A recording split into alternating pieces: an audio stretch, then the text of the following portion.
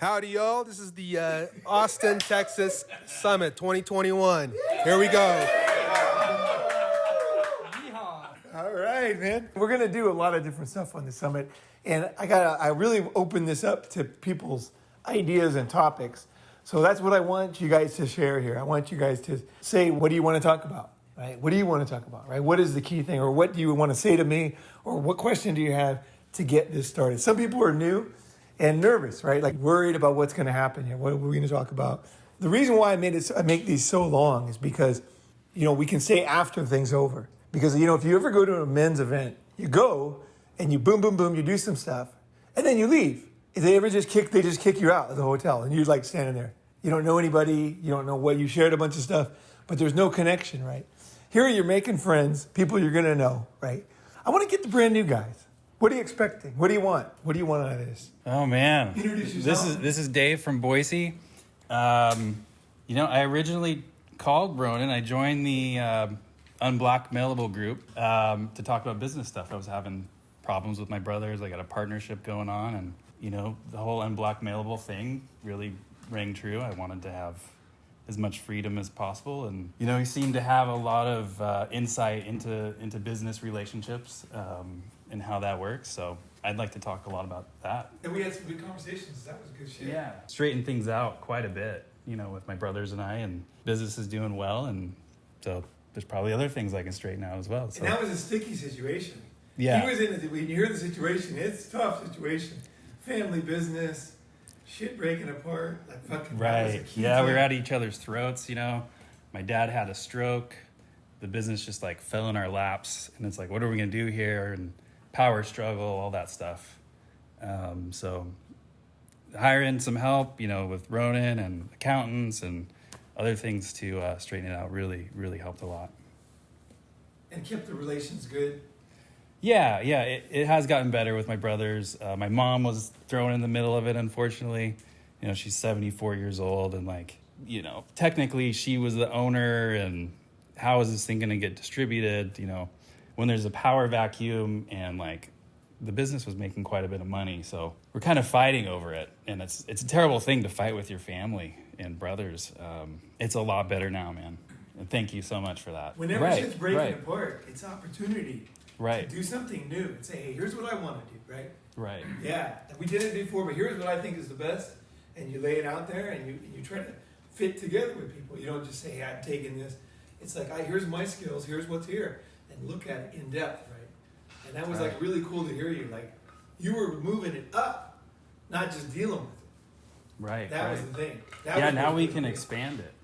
We found out we pretty much got things automated. But I'm also in kind of a sticky situation with a girlfriend, and that's the other thing that kind of pushed me to come here as well. So I'm sure there'll be plenty of that to successful talk. Family, you're going to have girl problems. Yeah. Right, it's true. Yeah, just give us a quick synopsis, 30 seconds. What would you say about it? I started dating this girl a year ago. She was traveling around in her car, like total free spirit, girl from California. We started dating. And then somehow she moved in with me, and she wanted to have kids now. She's putting a lot of pressure on me, and so I've had some talks with Kenji that have been awesome. Some guys are ahead of me in this game, just to be able to see the hazards ahead. Do you feel like you want to move forward, or do you feel like just your gut, or is this I do want to have a family. No, I'm saying right now with her. Are you like, oh man, I want to have family there? Are you telling your friends? Or is she coming to you and you're reacting? Because that's what it sounds like. Yeah, we've been having some fights. We had a fight last night. So right now I'm feeling no, I don't want to continue. All right. Okay, here's the deal. Life is simple. That's why I asked you simple. Okay. Because you answered your own question. Literally, if you just go home with that, what happens is we make it into too confusing and too big a deal, right? It's in the end, you both have to agree to do anything big, right?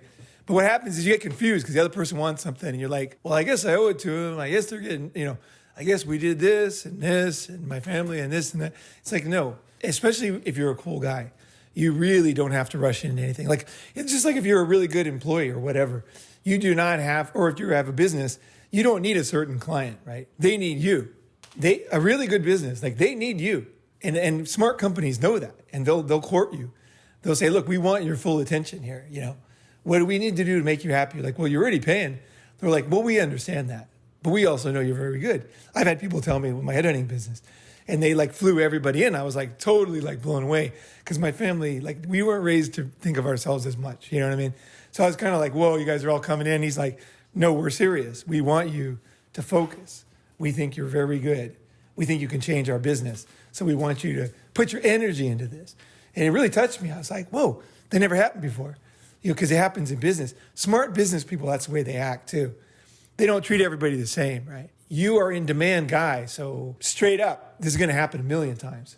Girls are going to try to marry you. Like, this is the way it is. Whereas some guys, they might only get one chance. So if only guys can only have one chance to have a baby, I would say it's a little different discussion. I'm not saying he should. Okay, I'm not saying that at all. I'm just saying it's a very different discussion. Like if somebody knows, they're young, they're successful, they got it going on. And what happens is the girls try to hook you in. It's just think of it this way. Here's the best way to think about it. If you ever go to a girly bar, I hate girly bars, as everybody knows, but you end up going to them, right? With people, right? And so I'll walk in, right? And then there's always a girl at the door, and she's always the ugliest one, the oldest one, the most miserable one, right? And she's going to grab you right away. And if you're not very decisive, you're going to end up with that girl, right? Whereas if you get in there and you blow her off, like she's just there for the chumps, right? That's what it is. It's for the chumps. And the mama son's like, okay, chump, because he's going with that, right?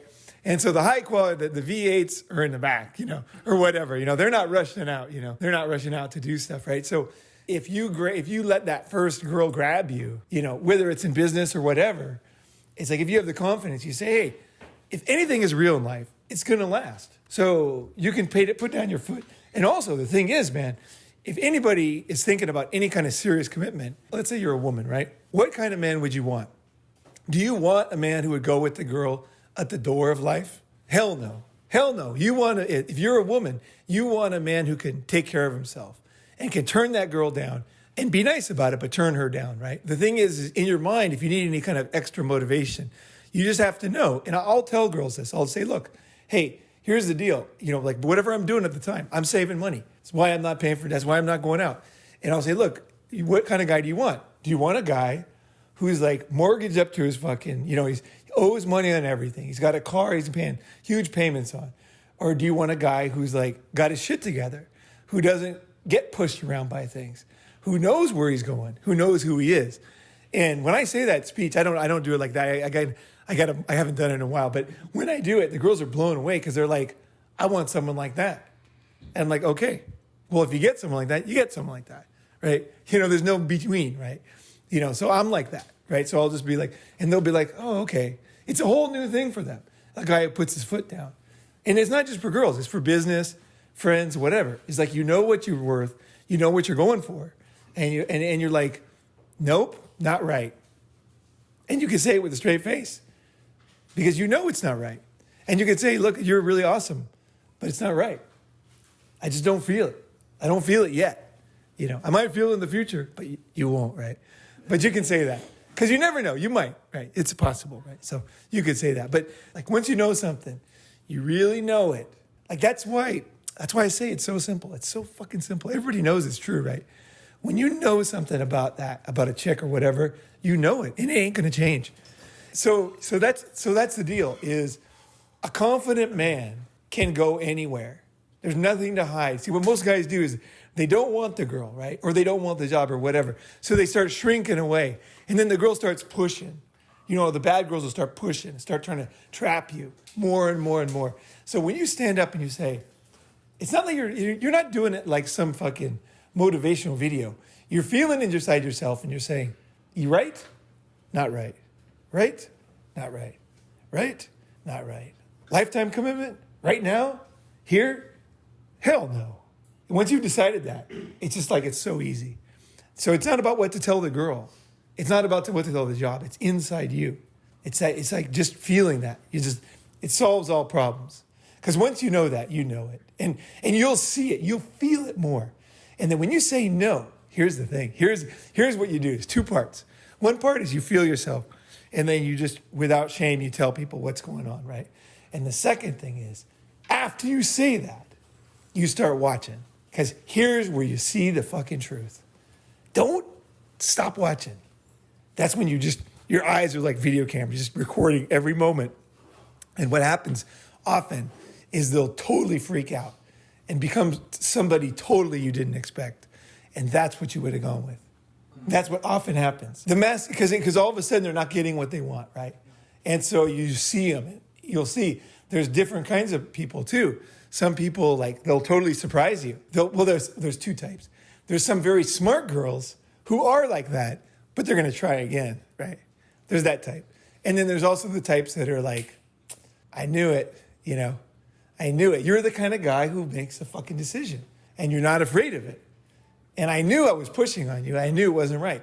Like the smart girls, they'll tell you that. They'll say, well, damn it, it's over. It's over. And if somebody does freak out, we're afraid of the freak out, right? You're afraid, like she's going to like start cornering you, start saying mean things, right? No, hell no, not for me. Because when I hear that, I'm like, oh my God. I was thinking about I wasn't going to notice. I would have never seen this, And here it is, right here, in front of my very eyes, the real person, right there. And just listen, just soak it in. Don't say anything. Don't say, oh, I didn't know this. Just watch. Just totally like you're just like a video camera watching this situation. Just say, what am I seeing here? Oh my God, I am seeing another person. They didn't get what they wanted, and now they're acting totally like this. It's like, whoa, what else is here? Just keep listening. It's like, because you're learning, right? You're learning. So the next time, you won't be afraid because the next time you'll be like, okay, what happened last time? Last time I decided it wasn't right, and I was right. And then I told her, and then she acted like a total weirdo, And then you're like, okay. And then you want to find out again because, especially if you're serious about a job or anything, you want to kind of know the truth, right? You're trying to get the mask. You want to see what's there. I mean, nobody's fucking perfect. Don't get me wrong, but you will see the truth, right? And you will feel the truth. And the more you know about yourself, the more about the truth, and the more you'll see them. The less you know, the more you lie to yourself. You won't be able to see her because you're lying to yourself, right? So the more honest you are with yourself too, that'll make it easier to see her. And accept. The wisdom is this. The wisdom is that things that are wrong are always going to be wrong. And they're only going to get worse. It's like when you're buying a car. If you buy the wrong car or something, right? You pick the wrong job. You pick the wrong major in school. Is it going to get better? It's going to get more miserable, right? Because then in the future, you'll be studying whatever it is you don't want to study. And then you'll get a job doing what you don't want to do. And then you'll start making money. And now your experience is there. And you're like, fuck, I hate this job. I mean, I have so many people tell me that. Like, out of school, I got this job. I never thought I was going to do it. And now it's 30 years later. That was my life, doing this stupid job that I always fucking hated. And it's like it just continues on. So if you need more motivation, think of the long term. Think of what it means to make a mistake. And you can even tell people. And girls and guys, everybody will start to feel it in you. They'll be like, this isn't some kind of mean thing. This is wisdom. This guy knows it's not right. And he's saying it's not right. And that only makes you more attractive anyway, as a person in general. You come out of that feeling like, all right. It wasn't what I wanted to learn. You don't want to learn some girl is totally not what you thought. You don't want to learn that. That's my thing. I don't want to learn that. I want people to be nice, right? Then you find out they're not nice. And it's like, okay, all right. So, and then the thing you tell yourself is, I'm a fucking idiot for being here. I can't believe I did this. But you just have to say, no, I learned something here, right? It's just about learning and moving forward, right? Whatever it is. And then making clear decisions. So there you go. Don't go with the girl at the door. That's lesson number 1. The girl at the fucking door. She's grabbing onto you. She's doing everything, She's trying to make you horny. She's doing everything. And you're just sitting there like frozen and, like the job. And then your whole life. This is what most guys, dude, life is just a few tricks. You get hit by a car, you're forever paralyzed, right? Something happens, lose your fingers, it's gone, right? So life is permanent, right? So you have to realize that, it's like, it's just going to go on. You're young, you're fucking attractive. There's going to be plenty of opportunities.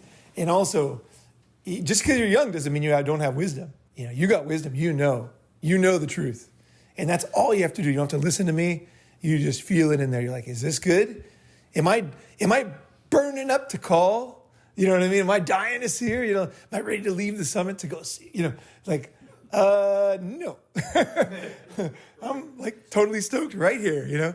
So there you go. Fucking, that was great.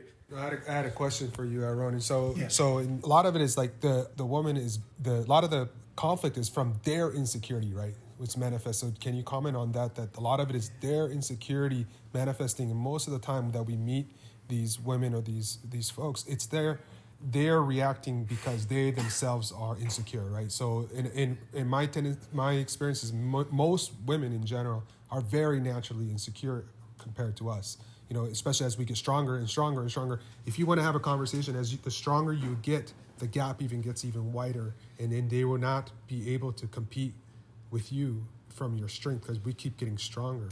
I totally don't think that way. Okay. I don't think that way. I think, you know, each situation is different. A lot of guys are very weak, you know, and a lot of girls are strong. So you don't know for sure. You know from your experience the way your life is, right?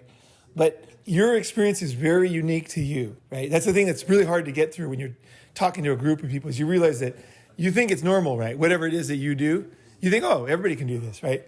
And then you try to get someone to do it and they can't do it. You're like, and they just can't, right? So when you ask that question, you had that experience with somebody and you felt that way. Now, whether it was true or not, that's another thing, but it's your experience. So you had that experience with girls where they were insecure. But I would say that there are definitely, I mean, girls and guys are different. There's no doubt about that. But I don't think that's really what this is about. This is about you have to want something. Don't let anybody push you around. If you don't want something, you have to say, I don't want this. And that's what I do with food. That's what I do with my whole life. Like I look at things and I think, it's not so much like coming up with genius ideas of what I should do instead, right? Like eat this food instead of that. It's just like I think, like one of the easiest ways is to think, what are everybody doing that, and then I don't want to do it, you know? And it's very inconvenient to not want to do something, right? To not want to go to weddings, right? You know, I don't like going to weddings, you know? So it's like, okay, I don't want to go to weddings, right? So I'm not saying I would never go. I have been to a couple in my life, but generally I don't like to go to weddings or funerals, you know? I like to do my things my own personal way, right? I when someone dies, I'll go to the gravestone, right? I'll do things, right? But it's just like, so you have to decide what it is you don't want to do, right? So in this case, a lot of it is just saying nope. And it's just like the empty cup of coffee. You pour out the coffee and you got an empty cup and you'll find a new drink, you know? You'll find a new drink. So just pour it out. It's like, nope, not right. And don't be afraid. Don't be afraid. There's nothing to be afraid of with saying no. There's nothing to be afraid of. Most things you got to say no. You walk in the mall, those salesmen coming up to you. Just think of the girl that way. You know, she's just coming up to you at the shoe store. Hey, we got a half price on the third pair of shoes you buy. If you buy two at way overpriced, you can get that one. You know, and it's like, no, you know, that's kind of like the same with relationships and girls and jobs and everything, right? So I wouldn't say it's not a judgment, right? It's not a judgment because you might really like somebody who's insecure. You know, it's possible. I would have to say when I'm dating chicks, I don't mind a clingy chick. Personally, just I don't know why. Just like if they're really clingy, I feel like they like me or something. A lot of guys will say that's stupid, but anyway, we're just talking about reality, right? And I kind of like that type of chick more than the kind of colder one. You know, who's kind of. Also, that there could be clingy. I think that the confidence will manifest in no, but clinginess. clingy comes from insecurities. Exactly, you know, that's what I'm saying. It does, yeah. But then if they vocalize that insecurity and then they hang it over your head and you already know. Yeah. Well, I'm just I don't want to talk. Dave can say that more, and I related to what Dave was saying too, because when before I had my children, that was the scenarios, right? So she would always be questioning if I was away from her I was on business or whatever, even if I'm not doing anything. It's always the conflict, you know, are you cheating on me? Are you doing this? Are you doing that? Or, you know, there's all these kind of things, and those were the sources for. Those were obviously red flags, and even during marriage, no matter how, you know, how much you commit to them, that tendency is always going to be there, right? You know what that is? That's actually trust. So that's not insecurities, because you can be very insecure, right?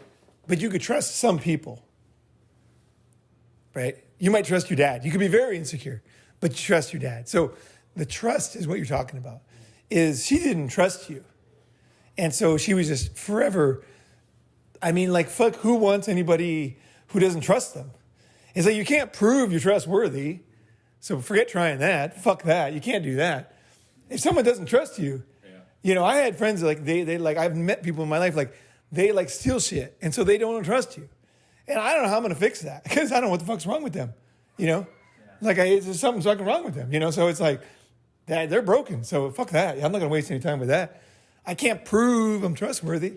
I can, you know, and so you got to pick and choose the things that matter to you.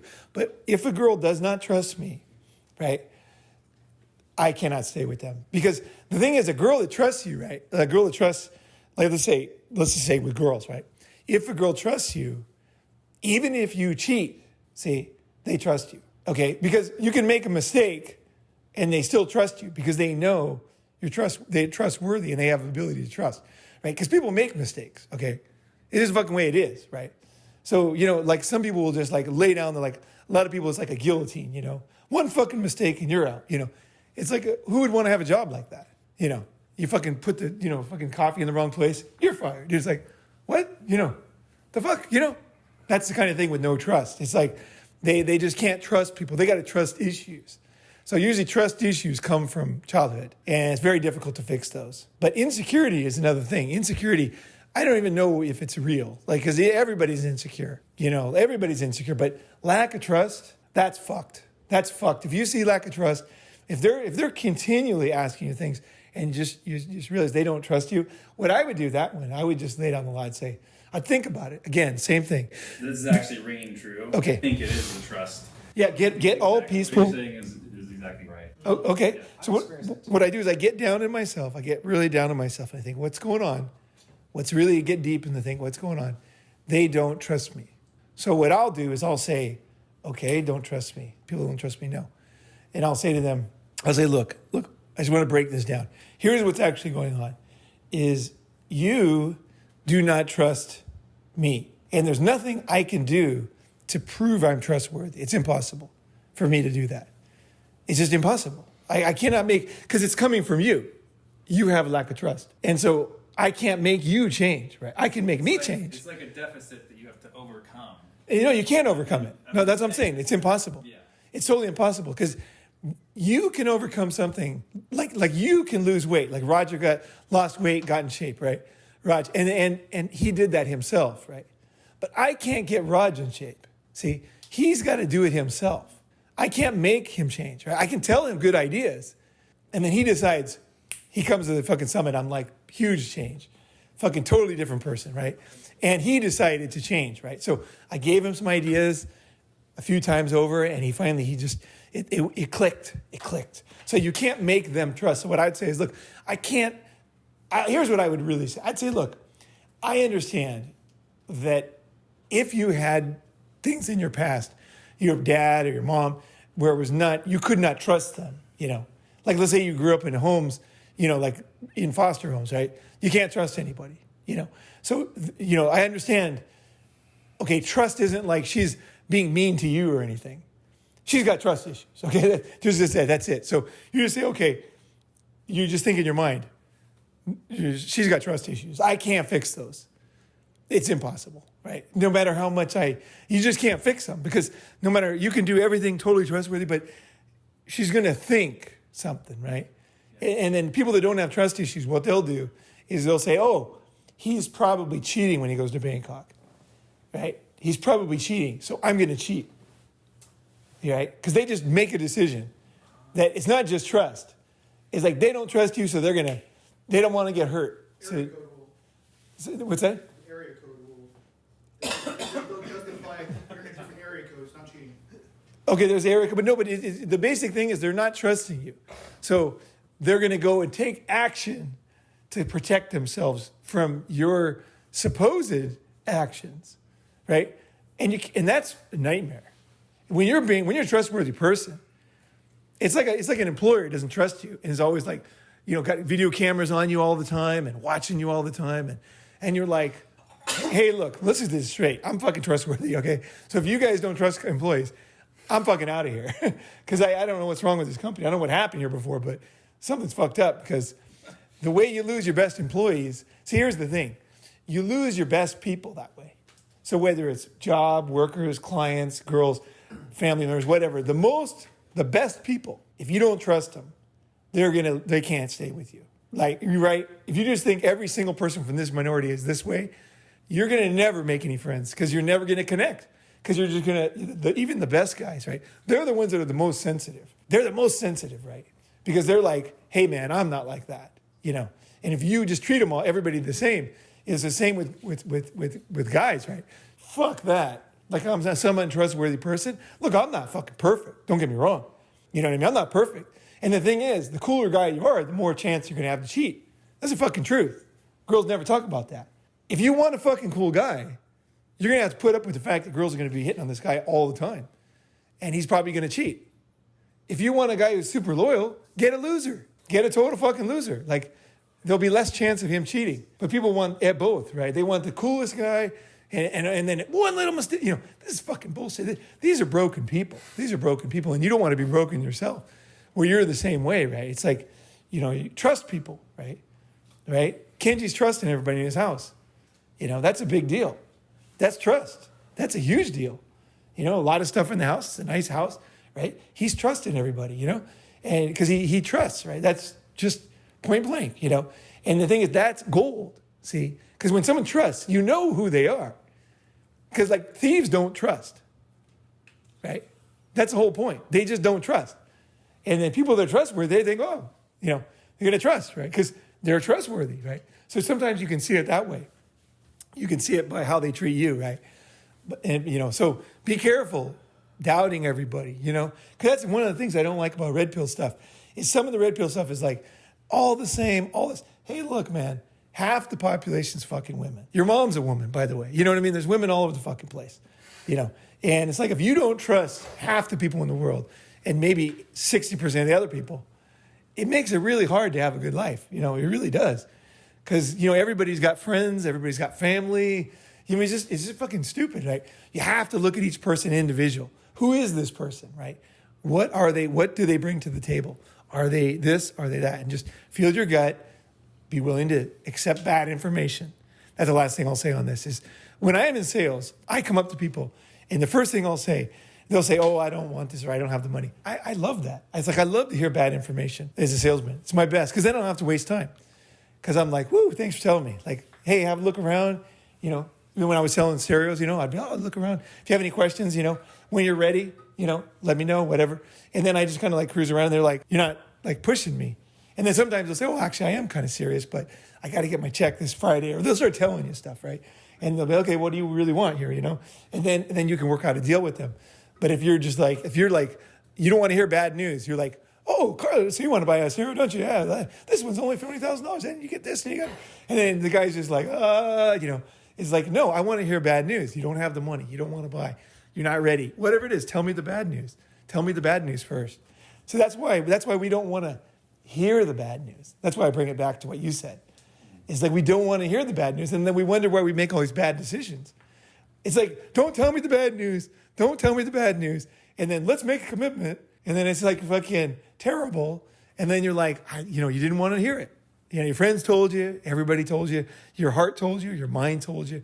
Now, don't get me wrong. You can be fooled, okay? There's no perfect way, okay? There's nothing in life where every single bird, it's like one shot, poof, dead. One shot, poof, dead. It's just not like that. You're going to make mistakes, okay? And that's the truth, too. Everybody will make mistakes. But general thing, right? General thing. Trust is a huge issue. I've learned the hard way, if people don't trust, get the fuck away. You can't change it. But what I will do is I will tell them. I will tell them. I will always tell them. I'll say, look, I don't think you trust people. I don't think you trust me, and I'm a trustworthy person. And then she'll maybe apologize and say, no, I'm sorry. And say, look, I know you're trying. Like, because you can see their reaction, right? Some people react super mean. Like, oh, you're fucking this. You think you're, and other people will be like, I'm sorry. I was just like, I'll say, I know you're really nice. I can tell. But honestly, I'm totally serious. Like, this is not some negotiation tool. I do not want anybody around me who doesn't trust me. And that's why when some people listen to my videos and they don't believe a story, I say, get the fuck off the Ronin channel. Like, that's why I say, get out. Don't want to listen to any more videos then. Please get out of here, because I don't want anybody who doesn't trust. Because it's like, I'm going to tell stories to the best of my knowledge that they're true, right? And so if somebody doesn't believe them, I had not time. What am I going to do? I got a weird life. The fuck am I going to do? They're not me. They're on the internet. I don't know who they are. I don't know what the fuck their situation is. Maybe they had a lot of bad things. Maybe everybody lied to them. Maybe they're in a bad place where everybody lies to everybody. I don't fucking know. I can't change it. And what they do is they try to suck you into proving yourself. Where you're like, I'm trustworthy, man. See, I did this. I went here at this time. Losing game. Then you're in debt. You have to prove all the time that you are trustworthy. Right. And you're in debt to that. And they don't trust you to begin with. And you're not going to change it. So it's like... They don't trust anybody. If you stay, it's basically like, all right, well, now you have to prove yourself each and every day. It's not sustainable. Yeah. It's like Thai girls will always ask, whenever I go out with somebody, and it's like they're always, hey, do you want to take a picture? They always do. And every guy will just take a picture with you and say, see, I'm with my friend, Paul, we're over here, we're at this, They always have to send their girlfriends pictures, always, their wives, every single time in Thailand. It's just like, I can't, no. I like clingy, but I don't like lack of trust. You got to trust me. Whether it's anybody listening to me, anybody's with my friend, anybody's in a relationship. It's just got to trust because I'm a trustworthy person. I'm not perfect. I fucking make mistakes. So if you want somebody who doesn't make mistakes, good fucking luck. Good fucking luck, finding that person because they don't exist, right? But here's a real person, right? I'm trustworthy, okay? And when you say that, you become more trustworthy because you start to say, am I trustworthy, right? Am I going to do what I say? Am I, I just want to say one thing is like a lot of guys misunderstand this. You got to understand there's two things, right? There's relationships with people and there's the fucking mating game. The mating game and seduction game is totally different. Okay, it's like the difference between a conversation and a song, right? A song is a song. It's totally different. It's emotional. The words don't even matter that much sometimes, You're just like, whoa, it's a great song, right? And so the words, they catch you. They carry you, right? They do something inside of you, right? There's something about the beat. There's something about the tone of the voice and everything that affects you, right? And that is different than like a conversation, right? So when I say trustworthy and all that stuff, when you're doing seduction, okay, Jay wants to learn about seduction. So when you're talking about meeting somebody and having sex with them, right, or getting intimate with them, right? Let's just say intimate. Like, that's totally different. There's a game there. There's a game. Like you watch the birds, the one bird will make a fucking nest for the other bird, and the bird will kick it off the fucking thing. And then, the bird goes down and gets more sticks, comes up, makes a better nest. And the female kicks the fucking nest off again. And like the third time, he makes a bigger nest. And then she's like, okay, And then next thing you know, there's an egg, right? So that's the way, like, and also he's got his tails in the air. He's doing all these weird things. What are these weird things? This is like a song or like humor. Humor is like nothing else. Like you could joke around about having a heart attack or about being in a terrible accident or some earthquake killing 100,000 people. People joke about stuff like that, all the time. And it's funny. And you're like, why is this funny? Why is everybody laughing? Like a spaceman would never understand the humor. What is it, So that's the thing is you got to put things in categories. So you got trust as a man, okay? But that doesn't mean you can't do music that seduces people, right? You know what I mean? You can be a trustworthy man, but when you're up there, you're fucking with people. When you're playing that music, you're fucking with them on a deep level. People in the audience are just like, whoa, It's like affecting people, right? That's a different thing, right? So just know that when you're talking about seduction, right? It's a song, it's humor, it's seduction, it's its own little thing, and a smart person will understand the difference, right? It's not about you didn't tell me the truth or she didn't tell me. There's a lot of guys they'll be with a girl, right? Or they'll meet a girl, and then the girl will say something that's not true, and they'll be like, "Fucking girls, they don't tell the truth," And meanwhile, the girl's totally into the guy, right? But he just he doesn't get it, right? You got to get it. Like, it's like music, right? The one guy's like, doom, doom, doom, doom, doom, doom. And then the guy's like, he's like, doom, doom, doom. He gets into it. Then together, you're doing something, right? And then somebody else is like, comes like, and they're like, yeah, doom, doom, doom, doom. And it kind of it goes together, right? That's what you're doing, right? You're free forming, creating something, right? That's what we're doing here today. So just know that that the reason why guys think girls are so weird and girls think guys are so weird is because you're trying to seduce each other. You're not trying to seduce your friend, so you don't get into that part of the person, right? So when you're in seduction, you're in this other thing that you don't get into with your friends, right? It's a totally fucking different thing, right? It's not logical. It's totally another thing, right? So once you understand that this is like a little dance, this is a kicking off the fucking the female's not kicking off the thing because she's this or feminist or whatever. It's part of the thing. She's like, she's not sure. Is this bird, gonna stick around? Is he gonna, there's certain, is he strong enough to do, and so she's testing him, right? She's testing him. And he's like, also, he's looking at, do I want to make a nest for this one, or is am I gonna fly away, go fucking, get another one? He's deciding, right? They're both deciding, is this gonna work? Is this gonna work? So he's just like, doom, doom, doom, doom. You're doing, you're like, okay, this one can kick off the nest, And it depends. If you like a girl, then she can kick off the nest a few times and it doesn't bother you. Because you understand there's something else going on, So just know that. Separate those things in your mind. So just, you can't be so boring that you're like someone who doesn't know music and humor and seduction, right? It's a big part of life. In music, humor, fuck, they're huge. They're huge in seduction. Like grooving with another human. That's fucking heavy, man. It's really deep. And it's not very long, but it's still meaningful, right? Like you might do something in your life only once, but it's pretty fucking cool, right? Maybe you go somewhere or you jump off some, cliff into the water. It's fucking totally amazing. And you never forget it, right? It's like that kind of thing. That's why I talked about in the Japanese Girl episode. It was one really intense kind of seduction experience, right? And it was meaningful. It's not like you don't hang your hat on it. You don't have it again. It's just like a moment. It's just fucking one moment. Be ready for those different moments, and you'll be a better man. Just know, okay, now I'm in this other thing now. I'm in this other thing. And you just got to know that the reason why you're here today is because your relatives could do whatever the fuck that was. Somebody could do that back then, So everybody thinks they're not any good. It doesn't fucking matter because you are, because that's why you're here. Like you could not be here if all your relatives didn't know how to do this, right? You just couldn't. You know how to get it done somehow. Get her done, right? You can get it done, and you're not one relative couldn't do it in your past. Every fucking one could do it. So you don't have to worry about it. You don't have to be like, oh, can I? It's like, of course you fucking can, right? Because you're here. So maybe it's not the girl you want. Maybe it's not the situation you want. Maybe it's not all the time. Maybe it's not as many times as whatever the fuck. But you're good at it. You're gonna be fine. It's gonna work out. Life will. Life finds a way, like in that fucking Jurassic Park, right? So, and I want to talk about survival at some point. But, okay, let's go. Let's quickly go on to somebody. I can make it quick. Yep. Throw it in. Boom, boom, boom. Hey, it's JV. Like, the reason why I came here is just to see your face. I'm just being honest. Yeah.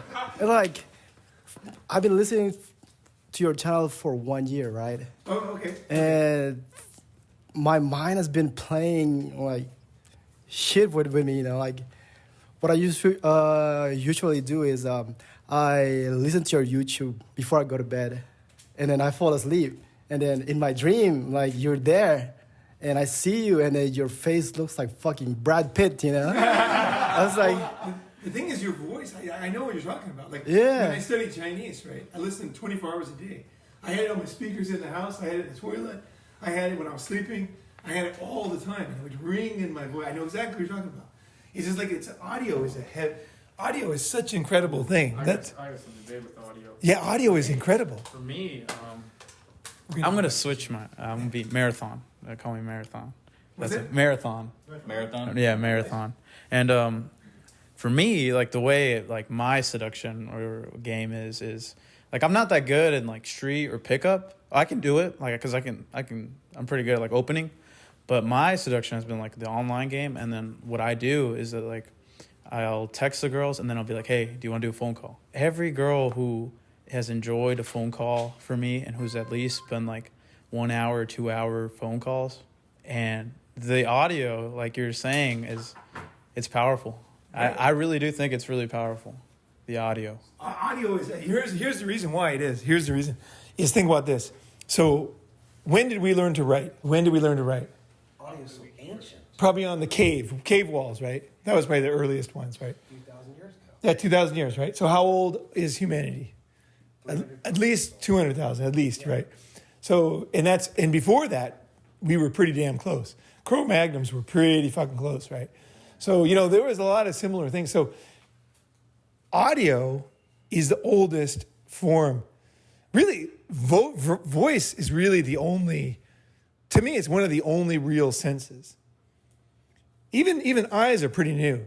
Eyes are pretty new. The Cambrian explosion, that's when eyes, so eyes are pretty new. So our vision is like, we think, the TV is, the real thing is the music. Yeah, that's where it really, it's where you feel it. It's because it's older. It's more into our emotional system. So when you hear your mother's voice, there's just something, or your grandfather's voice, or somebody's voice that you trust, you're just like, oh, there's no mistaking it, right? When Rev came in, I heard his voice. I'm like, Rev's here, because I was getting him, I was down on the ground, massage, and I heard Rev's here, because I knew his voice, right? He's got a great voice, So the thing is, your voice is number one. So the other thing you can do to make yourself, for example, more attractive, you can work on your voice. Working on your voice is one of the key things, actually. If you want to be anything with other people, so whatever the fuck it is, leader, sales, seduction, friendship, work on your voice. How do you work on your voice? There's things you can do. You can do like the Alexander technique. You can look it up. There's different things. There's like a lot of it is just blocking in your bones and stuff, and your posture and stuff.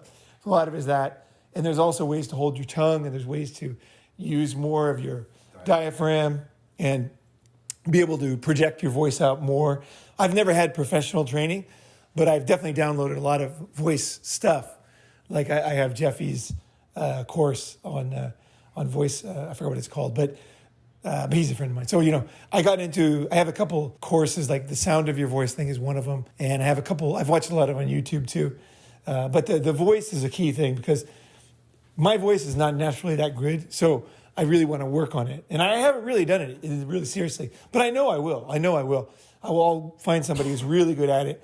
I had a friend, I knew a guy who studied at the Juilliard School, and he rented, I had in a real estate company before, and then he rented one of our places, and then he said, I really want to teach you to be an actor, and he was always there. He had no job. He had sold his he had like a play company. He had sold it and moved to Shanghai. So he was like, and then he would say, hey, I want to teach you, like, do this. And he taught me a couple of things, and he just had such power. He used to work with Val Kilmer.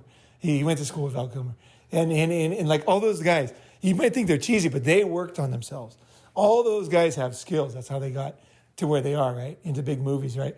It's that subtle thing that they can do that makes them interesting, right? And if they lose that, or, whatever, they lose it. But so the voice is key. And they've actually tested women.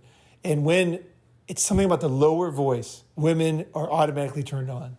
It's like something about a low voice. The guy's a man's voice.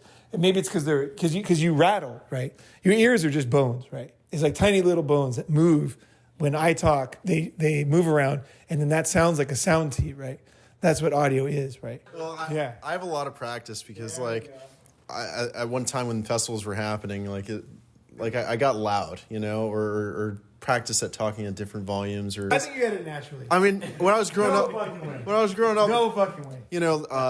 there's this guy. His name was Mr. Romano, and he used to always say that I should be like a DJ or something. Yeah, you got a good voice. You got a good voice, and so does Rev. You guys got good voices, So you have to know, like, no guy. Here's the thing: most guys are fucking 3 inches. They'll never say anything good about a guy. They just won't. And it's like, fuck that. You guys got great voices. You should take advantage of that. You're crazy not to, because everybody knows it. They just don't know why you affect them or something, right? They might not know the reason, but they know that somehow you're, a better leader or whatever, So girls get pissed at me when I'm quiet, because they like my voice so much. They're like, why aren't you talking? I've gotten that, yeah, and it's happened a lot more recently, or that I've noticed it recently, because I've been going on a lot of dates, and yeah, when girls like something about you, they want to see it. Okay, they get pissed when they don't. What you can do is, like, for example, you're in a group of guys, right? If you know your voice is good, you just like, it's like a girl who knows her titties are good, right?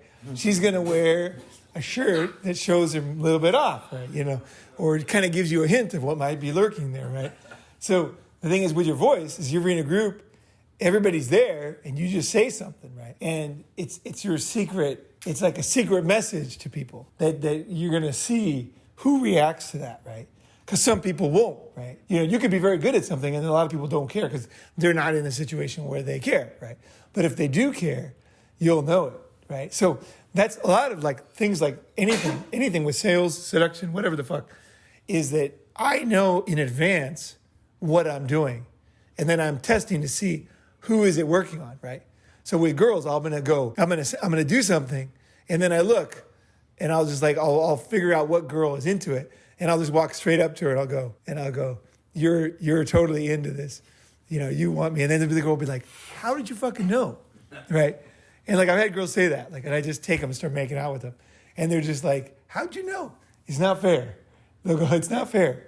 You know, because they want to kind of hide it, right? You know, it's part of they're into it, but they want to hide it, right? But if you know, so the more you know your strengths, you throw them out there, you see the reaction, and then you kind of know, just like you know what you want to do, right? You just know. You're like, okay, that one's not into it, right? That one's into it. This thing could go somewhere, right? So, but know your strength, know your voice, right? Yeah, you know, you might not look, you might think, oh, I don't look this way.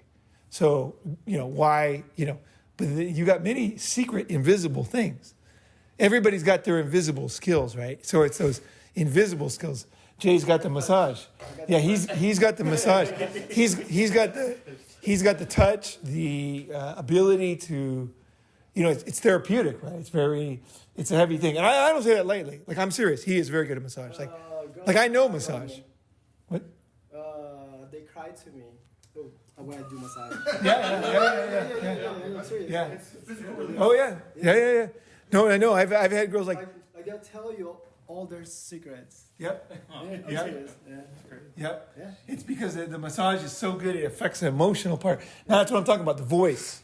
Your that kind of thing, like the touch, right? You don't have to have a voice, right? No. It's not like a voice is everything, because a voice is something, right? It's real, but there's other things, right? And he's got the touch, right? So the touch, it's this invisible thing, right? I think invisible things are better than visible things. No, did you take classes or did you learn how to massage people or did you just already know how to do it? I had a family business in the Philippines. Nobody already knows. Yeah, so maybe a thing because like sometimes it's hard for me to tell if like something's kind of, you know, what do you call it, like too tight for some reason. Like I'm very bad at it. So, and then like I've had girlfriends where like, oh, you're really tight here or something like that. A knot or something. Yeah, like that. I'm bad at that. You know, maybe for me, I wasn't sure if that was like a natural ability or something. Like I think people have natural abilities, but you don't become good at massage by natural ability. You need training. You can be a person who's capable of doing it, but if you don't ever do it, if people don't show you, you know, that you just want to get it. Because the one thing I'll do is I can do, like, you're doing like heavy massage. He's doing more like Swedish massage. whatever But you want. he that's true. He's very balanced. But one of the things you can do is you just go like this, like just take your fingertips and really lightly touch your face. Super, super light. And it feels fucking great. So you can do that where you're just like touching like super, super light. And the girl will be like, oh my God, that's amazing. So there's many ways to touch. There's many ways to do things. And all those things will have a huge effect, right? So it's like people think they got to do a certain way. It's just about learning whatever, you learn, right? I want to be good at everything. I want to kind of have a little bit of knowledge of that. I want to have some knowledge of this. I want to have some knowledge of that. It all comes in handy, because the thing is, man, if you're in business, I mean, most of my sales were probably to women. Like I probably made most of my money off women. I'd have to say in my life. Yeah, for most of my money. Like I sold these big tanks. They're called flexi tanks. That you fit them inside as train cars. They have like a dry container, and then you put a big bag in there. It's like a huge bag. And my friend invented it, right? So he did all the patents. He lives in Houston, right? But anyway, he invented it, so he had all the patents. And then what you do is you could put wine into a dry square container. Otherwise, before it was just like a big metal tube with not very much space in it. because it was like 1/3 the size of a square, a big, rectangle. And then also it was very expensive to clean. With a plastic bag, you fill it, you throw it away. So it costs like $300 or $400 and you just throw it away. And so I was helping my friends sell these bags in China. And then we would go to these factories and I thought, I don't know shit about these bags. I'm not going to be able to sell these. And he's like, he knows me. He's like, don't worry, you'll do fine. And I'm like, I don't know what the fuck I'm doing, Charles. I have no idea. He's like, you'll be fine. Just go out to chemical factories. So I went out there, started chatting with the girl. And then next thing you know, she's riding me on her scooter to get lunch. I'm on the back. She's riding me. She's like totally into it. She's like, oh, she buys a bunch of bags. She was the person who made the decision for the company. It was a big chemical company, but they had one buyer. They like a buyer. The buyer girl, she buys everything. Anything company buys, she buys. Right? She signs, right? And then I just went in there and she liked me. She just bought all the bags from us. And then they were expensive. Like it was a fuck ton of bags. It was a lot of money. I actually didn't even take a commission. I was just doing it for fun. But I went to a bunch of companies in Qingdao and all over the place. Sold a shit ton of these flexi tanks. And it was all women bought. Every single one was a woman. Every single one. And the business is all men. But the buyers are all women in China. And you're in the middle of the countryside. If you got some game, and she's like so lonely, like there's nothing going on out there. I mean, you got to see Chinese countryside. There ain't fuck all going on. Like literally the chemical factory areas, there ain't nothing going on there. And you come in and make her day, she's like, I'll buy all the bags you want. It's just fucking fine. Where do I sign, right? It's not her money. No, but actually our bags were very competitive. So it wasn't like she was getting ripped off. But, everybody said, you can't sell in China versus Chinese people. No way. They won't let you, And then I found out you totally could, right? So the same thing with anything. When you're trying to select, don't think you can't do it. Just try, right? I went out and sold those bags. I've sold a lot of things. And it mostly have been women buying or women influencing, right? So don't write off, if you want to be successful, don't write off, women buy 80% of things. Yeah, right? that's what I was thinking. Yeah. Like they're the main. They're the decision makers. Yeah, they're the decision makers because the guys are usually not that into buying. Women like to buy things, I have to say, probably as a rule, and so. I work Yeah. retail and all I see is women, Right. It's very rare that I see a guy, buying a ton of stuff. Unless he's with a family. It's all women, It's all women buying children's clothes. It's all women buying even things for their guy. Yeah. And that's what I've noticed from working retail. Yeah, I went with Gabe to the shoe store the other day. He had to buy some shoes. And it took forever. So I'm sitting there and I'm watching the other people, just kind of watching them. And there was these other couples. And then the guy would buy a bunch of shoes, right, for himself. But it was the girl piling them up. She's like, he's holding his arms out. She's like, what do you think about this? And she's like, okay, this one. Yeah, okay. And he's looking at it. He's like, oh, okay. He got a bunch of shoes, right? But she decided. Because the truth is, he didn't give a fuck. He was like, whatever, shoes. Okay, let's get these. He really didn't. You could tell. He was like, okay, whatever, yeah. These shoes are fine, And then she probably knows about shoes, I don't know if she, you could tell. He wasn't like she was pushing him or anything. She probably was tired. I could get the sense that he needed shoes and he was not buying them. So she's like, let's just go get the fucking shoes. They're on sale. Let's fucking get them. Let's get out of here, And he's like, okay, that's cool, So it's So yeah, women, for sure. Women buy shit, right? Yeah.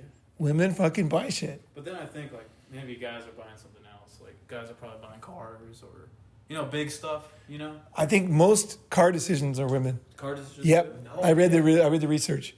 I think it's a pretty high percentage because the guy will buy the car, but he always has to consult with his other partner or whatever. Yeah. And in the end, she's going to say, "Don't get that, don't buy that sports car. We need a 4-seater. And then so in the end, he buys a kind of sporty 4-seater, right? Because she influenced him, right? That style now, right? Yeah. Body, the bigger nostrils and the bigger chrome. Like, who the heck is designing this? It's like the same as the jewelry, right? It's like, what is going on? So 90% of all new car purchases are controlled by women. 90%. And 90% for clothing too. So those big car grills, I know what you're talking about, like BMW 7 Series and stuff. That must be appealing to women. I don't know. My question is I've always wanted to know if there's a demographic, like when you make an Amazon account, like if you check a box whether you're a guy or girl. I was always curious who had more accounts, whether it was girls or guys. I don't know the answer, but that interests me. Amazon is a good one because it's going to be statistically accurate. I don't think they would share that information. Amazon is it's a big data company. Yeah. So you'd have to have somebody in there. My friend runs AWS. Oh, shit. Yeah. He's like I think he's the top guy. Anyway, he's my good buddy. So I can ask him. Oh my God. Yeah. Yeah, please let me know. We can talk to him together, yeah. He's super fucking busy. The other funny thing is... if we go to San Francisco, we can meet him. You know, like the whole... Who has the Netflix account that everyone shares and has the profiles are? Is it a girl's account or is it the guy's account? And you know, like, it's just funny to think about. All I know is all my Chinese friends share account numbers. Like they all share fucking passwords and like crazy, you know. Who benefits the most? Yeah, like my Chinese, the ones that immigrated, the Chinese that immigrate, they fucking share numbers like crazy. My friends, they always got a password. Like, hey, you got a password? You know, hey, I'm not above it either. Hey, fuck, you give me the password. I'll give it a try, you know. What the fuck, right? You know, it's all good. I think in general, immigrants tend to do more of these things because they kind of like, they're not worried about what you think as much. It's all about cutting corners. I mean, it's like if you want to make it in a big Yeah. city, San Francisco, I mean, you got to learn all those tricks, right? I mean, you know. Yeah, it's fucking hard, right? I mean, you're so, dead. You're dead. I mean, just in general, like living in San Francisco, you just learn, you know, like, you're going to get your car towed. You got to get hard, you know, like if you really want to, you're New York people. I mean, I was in the Bay Area for a long time, and in this cutting corner, thinking is just, I think either you got it or, if you want to get ahead, I mean, it kind of gets part of you, you know. You got to be fucking smart. Yeah, it's a lot of cutting corners. Yeah, this is smart right here. Yep. Think how much we'd be paying for hotels for everybody. Yeah. Fucking crazy. I'm not gonna be money. lying. That was like one of my biggest. Like, I'm like, dude, I can get this and a hotel. That's exactly what I thought. Yep. I fucking see. That's the thing. That's about red pill. Is you look at everything in your life. What what are you doing that you don't like? Like I go to an event. I spend like $500 on a fucking hotel room. Just some shitty hotel room, and I'm always alone, right? You know, I mean, you might pick up a girl, but you're not part of the convention, right? Like if you're there for a reason, you kind of want to talk about it. You know, what did we learn today? What did you like? Who did you go see? You know, who is the best? What should I do tomorrow? You're trying to know who is bullshit, right? You're trying to figure out the event, right? What was the best thing to go to? Was there a mixer afterwards that was fun, or was that bullshit? You know, you kind of want to know, like, you kind of want to suss it out, get the most out of it, right? And so you go to the event, and the next thing you're in your hotel room, and you're just on the internet, doing your normal thing, right? Just wasting time. You could be, and I thought, I don't like that. Yeah, and then I thought, I don't like when at the end of the event they kick you out, you know, and then you're just standing outside like, okay, I don't know anybody here. I don't know who to talk to. No one's going to remind me of anything. I can't learn anything from anybody. You know, it's like, fuck that, you know. So I just try to red pill this event from the core of it, right? That's why we cook. That's why we do everything. And if you guys have any ideas, like as you come, as you see, bring in ideas. Bring them, make them better, make them smarter, make them leaner, make them better. You know, like always better, like new ideas, new topics. You know, fuck the way people do things, whether it's your eating, the way you do, whatever the fuck you do, the way you live, the way you do your business, do it your own way. Let me say this. When I was a headhunter, I'll just say this. I said this before, but this was a big deal for me. Okay, I was a headhunter, right? And I was like always dressed to the nines. Like I always had a killer suit on. It was always tailor-made. And I was always, you know, I look good in suits. It was my best look is suits. So I'd have my suit on. I'd be all just fucking styling. And then one day I got so good at headhunting that I realized that I don't think I have to do this anymore. Like I'm so good now. Like you need me. You know, businesses need me because they need top people, right? They do. It's really hard to find top people. And it's hard to find a headhunter that you can trust with your information because they'll leak the information and I'm trustworthy. So they'll be able to tell me their secret new division they're making. I will be able to search for it without telling everybody what I'm searching for until I get the perfect 3 guys. Then I'll tell them what the thing is. And then I'll get them into the thing. I'll test them. They're the right guy. They're trustworthy. And then I finally get the 2 or 3 guys that are perfect. And then I'll say, okay, look, you know, are you ready to move? I check out everything. Their income, everything matches up. They're a perfect match. They're ready to move. I understand what they want. And I understand what this company offers. And I understand that would be attractive to this kind of guy. So it's like, okay, now I tell you, right? And then you're like, oh, Microsoft's making a new division. No fucking way. That's very interesting, you know? And then it's like, okay, then I send you over there, right? So that's the thing. You have to be able to I don't know where I went. I lost my train of thought there, but let's go on to the next one. Who's next? I wanted Carlos to say something. Yeah. Talking to this side here. I think it's turned off. No, it's on. It's on. Oh, okay. Yep. Talking to that side. And don't press the buttons. Yeah. So I go by Carlos. My name is Jose.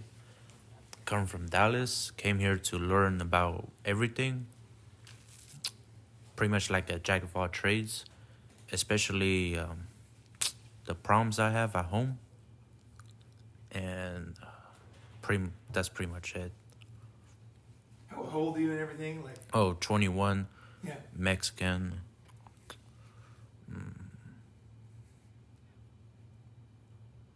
I'm really interested in the PUA stuff. Why are you interested in it? Why? I just say like, what do you I'm trying to get more girls, like, I'm trying to like. I was always interested from the beginning, just a natural thing. Yeah. But you want to learn more advanced PUA skills and refine it with dudes who are Pretty much all of it. Yeah. All of it. For sure. He's 21. Get laid. Yeah, man. Yeah. Day, Okay. night, doesn't matter. Just it sounds interesting.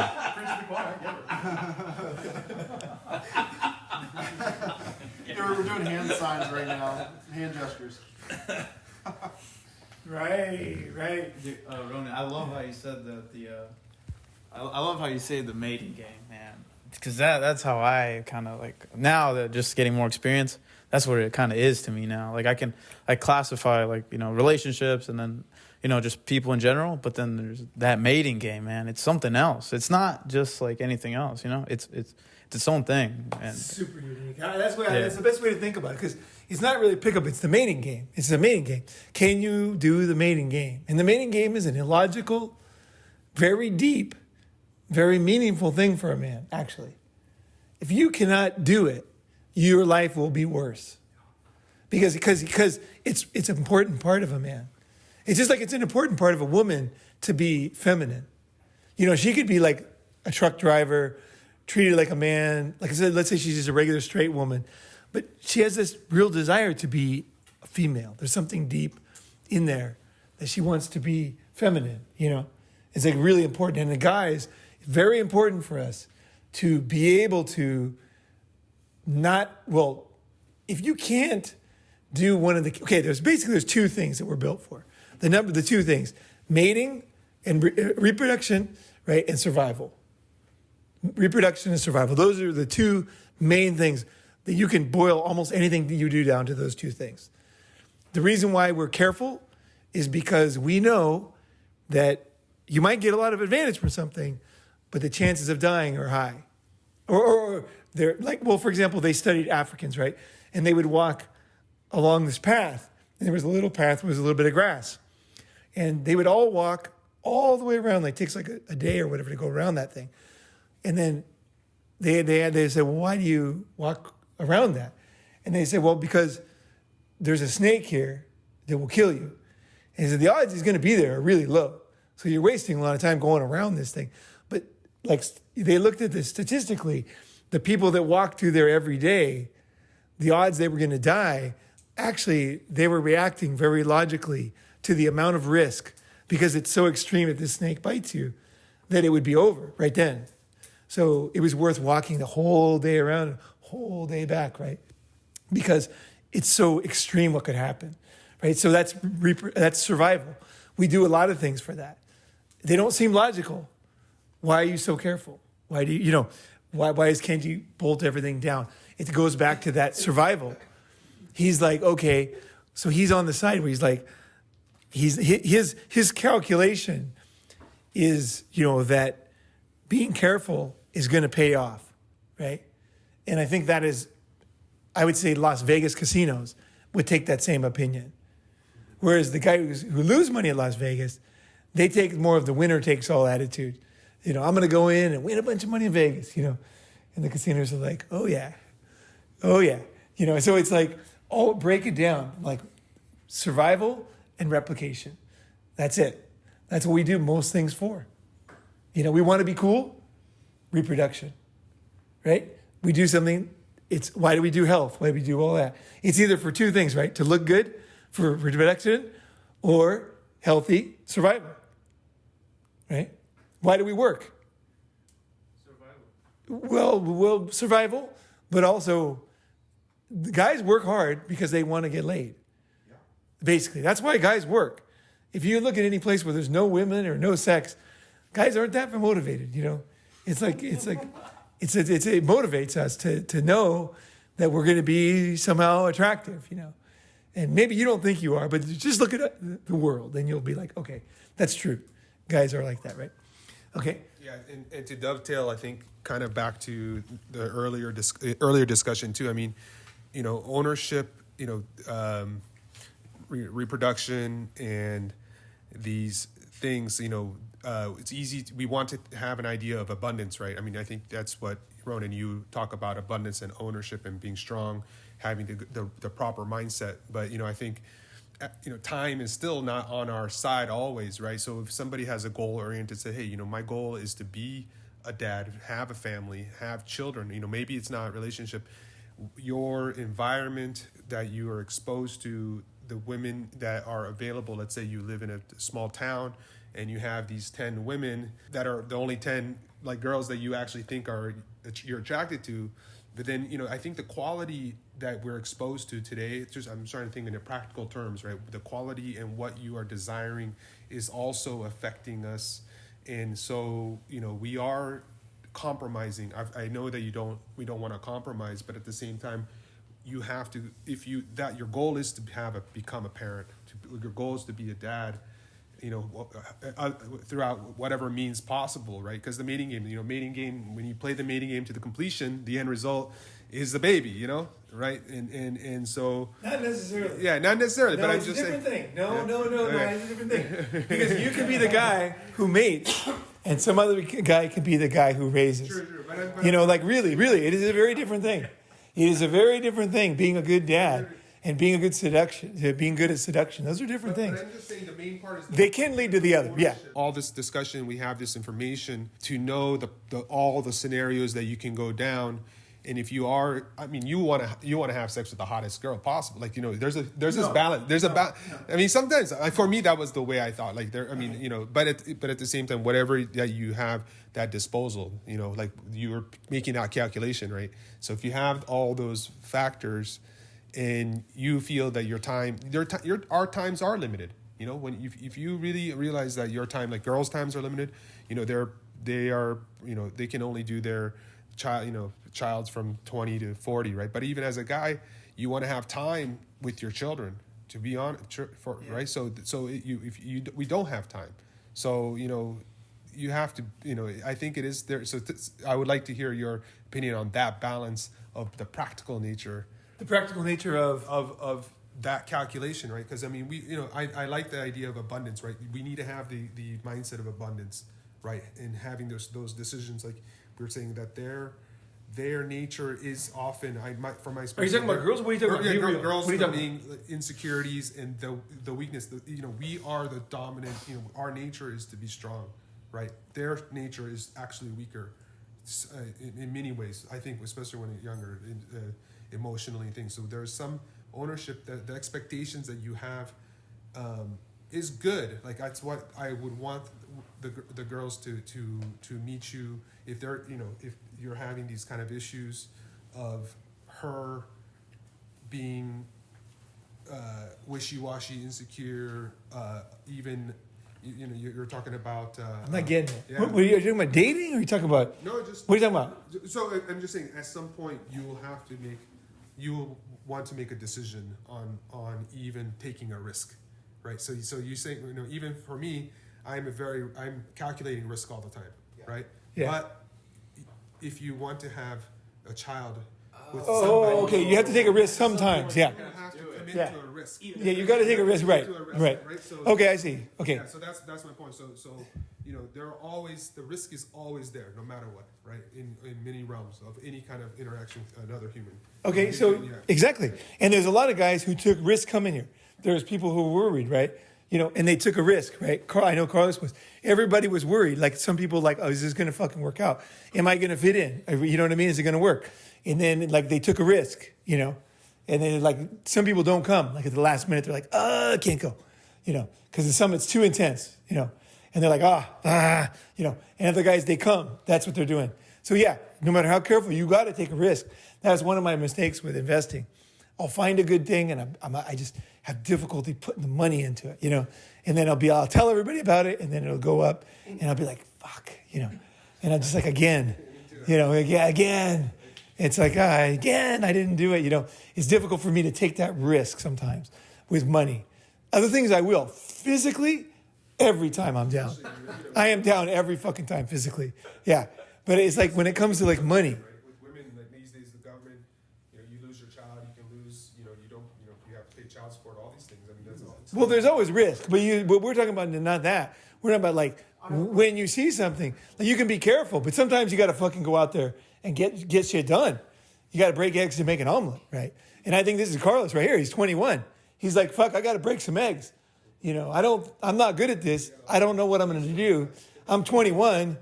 You know, I need to experience this in my life. And I will tell you this, is that, you know, I am not into seduction anymore. Like, at my age, it just it doesn't give me wood anymore. You know, I'm just like, I can do it. Like, I can do it just fine. I can meet the girl, turn her on, take her home, fuck her. Everything's great. But it doesn't make me feel like, and nowadays, it just doesn't really do it for me, right? Yeah. Same as like traveling. Before, when I was 21, I was going to Paris. I thought it was super exciting, you know? I was like, oh man, somebody tried to steal my camera. I got my camera back, you know? I was so excited, you know? Go to Spain, man. I went to the fucking clubs back in 87. I was like, fuck, this is awesome. I was like 22. I was like dancing with these hot Swedish girls, naked girls in Greece on the beach, you know, like naked, nude beach. I'm like, this is fucking awesome. You know, I went to Hungary. It was some guy pulled a machine gun on me. He was going to shoot me in the airport.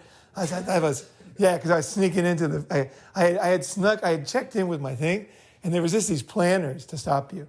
Like there was no wall. There was just plants. So I went through the plants, and I went and got some food, and I was sneaking back in, and the guy didn't know I had checked in. He had his machine gun. I swear to God, he was ready to pull the trigger. It was communist still. The Soviet Union was still the Soviet Union, and he thought I was going to bomb the place or something. He was like, I could see his finger. He was just like, and it would be no penalty to him to shooting me, you know. And I was just like, how many times have you almost died? Oh, I have quite a few. Oh, I was like, he was close. I was like, this motherfucker is ready to pull the trigger. And I'm like, he couldn't speak English. I'm like, hey, I'm just getting a hamburger, you know, whatever, you know. And then, you know, and he was just like, I'm just like, yeah. So, but okay, let's go to the next thing. So you got to take risks. You got to take risks. Are you ready to take risks? Wait, are you ready to take risks? The seduction thing? Whatever. You ready to fucking try some new shit or not? Yeah. Break some eggs, make a big fucking mess. Nice. Okay, we're going to hold you to that. We're going to watch it. Okay. Be ready to go do it, even no matter how like, you feel like, oh. You know, the thing about life is, okay, here's the deal. Like, when it comes to, I'll do a whole one on seduction. I made one like 2.5 hours long. I didn't upload it. But I'd like to do one because I think it's important. Also for MGTOW guys, also for MGTOW monks. Every man needs to understand, whether you do it or not, it's all around you. It's like music. You need to know something about art. You need to know something about music. You need to know something about different temperatures. You want to know something about, you know, like cars. You want to know something. There's big parts of your life that if you don't know something, it's like this hole, you know, like it's just a hole. It's just like, you need to know certain to be a balanced guy, right? Yeah. To feel confident. You're like, okay, I don't know everything. I'm not good at that. That's not my thing. But at least I know a little bit. I understand, okay, here's what they're doing here. Here's what this is going on, right? So it's a matter of just saying, I'm going to go do it. You know, I'm going to stand up. Which is my heart. Yeah. That's good, man. Like that time I told you about the Harvard. Yeah. I tried and I couldn't do it. Yeah. Well, it doesn't matter. You just come in and say nothing. Just go. Yeah. Whatever, you know. Just fuck around. She'll start laughing. If she starts laughing, then you know, it's okay, you know. Or, you know, like, you know, you can go. You know, and then just do something, and then she's like, what is this? And you're not saying anything. You can do all kinds of pantomimes. Like if the girl's in the window and then you come and you're walking by, right? So okay, so you say this is a good one. This is a good one. Try this one. Okay, so you're walking by. So we're looking at a window on my right? There's a window, and there's a girl sitting in there eating, for example. So you come walking by, and then you look and you see her, and you go backwards. The girls will start laughing. I guarantee you, they will start laughing because you're just like, and then you're looking at them and look at the grin, right? And then that's funny, and somehow the glass there makes it safe. If there's no glass, it's different. It doesn't work if there's no glass. Yeah, it works if there's glass. And then you like, It's like a movie. and then she'll be like, yeah, like, what? What is he doing? It's almost like a movie Yeah. scene, Like if there wasn't no Yeah. glass in there, like when you, like you're almost playing a movie scene, Like I see it that way, Yeah. Because like if there wasn't no glass there, then it has like no context, Or Well, just know that there's some okay. dumb things in the world that Oh, just work or don't work, right? Sure. Because I tried it without glass, it doesn't work. Yeah. What I would do is Glass, put it works. flag on the glass Yeah. and then put my phone number in it. Yeah, you can do that. Yeah.